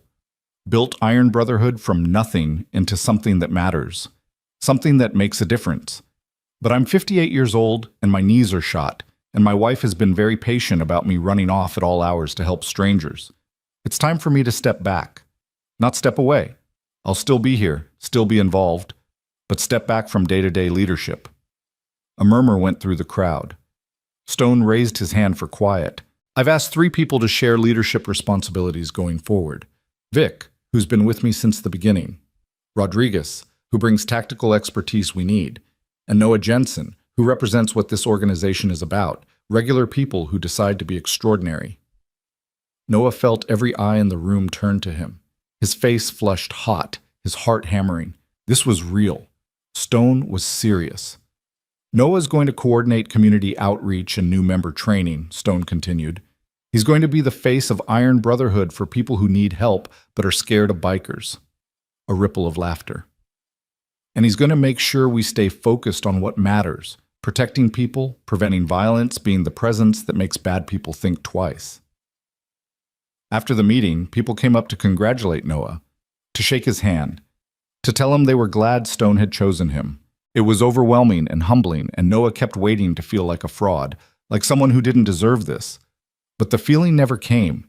Instead, he felt ready. Uncertain, yes. Scared, absolutely, but ready to rise to what was being asked of him. Vic pulled him aside near the end of the night. Stone didn't choose you because you're perfect. He chose you because you remember what it's like to be vulnerable, because you've got empathy along with courage. That's rare. Don't waste it. I'll try not to, Noah promised. He drove home that night with his mind racing, thinking about responsibility and leadership and all the ways he could fail. But he also thought about Marcus Chen, who now ran a self-defense program, about Tessa Hale, who was studying to become a social worker, about Lily Martinez, who was growing up safe with a mother who'd found strength after surviving hell, about Kyle Briggs, who was breaking a family cycle of violence, about all the lives that had been touched, changed, saved, because people had decided to show up. The next morning, Noah woke to Emma jumping on his bed. "Daddy! Daddy! Wake up! It's Saturday!" He groaned and pulled her into a hug, tickling her until she shrieked with laughter. They made pancakes together, her mixing, him cooking, and ate breakfast while she told him elaborate stories about the imaginary kingdom where Princess Emma ruled with wisdom and kindness. Later that afternoon, they went to the park.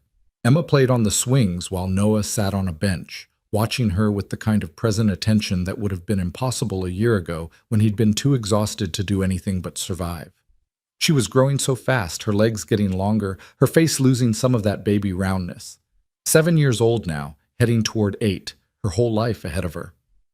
"Daddy," Emma called from the top of the jungle gym. "Watch me." "I'm watching, baby." She came down the slide with her arms spread wide, fearless and joyful, and Noah thought about the world she was growing up in. It wasn't perfect. It wasn't safe.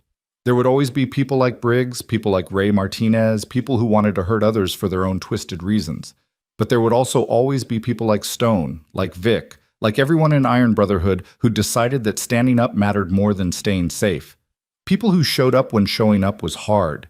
People who stood between the innocent and the darkness because someone had to, and they decided it might as well be them. Noah had become one of those people. Not because he was special or brave or particularly talented, but because he'd made a choice to be more than what circumstances demanded. He'd chosen purpose over comfort, courage over fear, service over safety.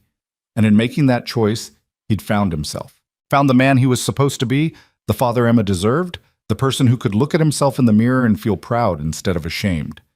Heroes were made, the card had said, and Noah understood now that the making was ongoing, a daily choice to show up and stand tall and do what was right, even when it was hard. He wasn't finished being made, probably never would be. But he was further along the path than he'd been that rainy night in Mike's corner store when everything had changed. Emma ran over, breathless and happy. "Can we get ice cream?" "Sure, baby, whatever you want." They walked to the ice cream shop holding hands, Emma chattering about school and friends and all the small important things that made up her world. And Noah listened, really listened, present and engaged and grateful for this life he'd built from the wreckage of what came before. That night, after Emma was asleep, Noah stood on his balcony one last time, looking out over the city lights. His phone buzzed, a message from the Iron Brotherhood group. A woman needed escort to a restraining order hearing tomorrow. Could anyone help? Noah typed back, "I'm available. Tell me when and where." Because that's what he did now. That's who he was. Someone who showed up. Someone who stood between the darkness and the light. Someone who'd been broken and had rebuilt himself into something stronger.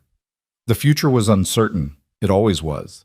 There would be more calls, more situations, more moments where he'd have to be brave when being brave was terrifying. But he'd face them with the confidence of a man who knew what he was capable of, who had a family of brothers and sisters at his back, who understood that the greatest purpose in life was using whatever strength you had to protect those who had less. Heroes weren't born.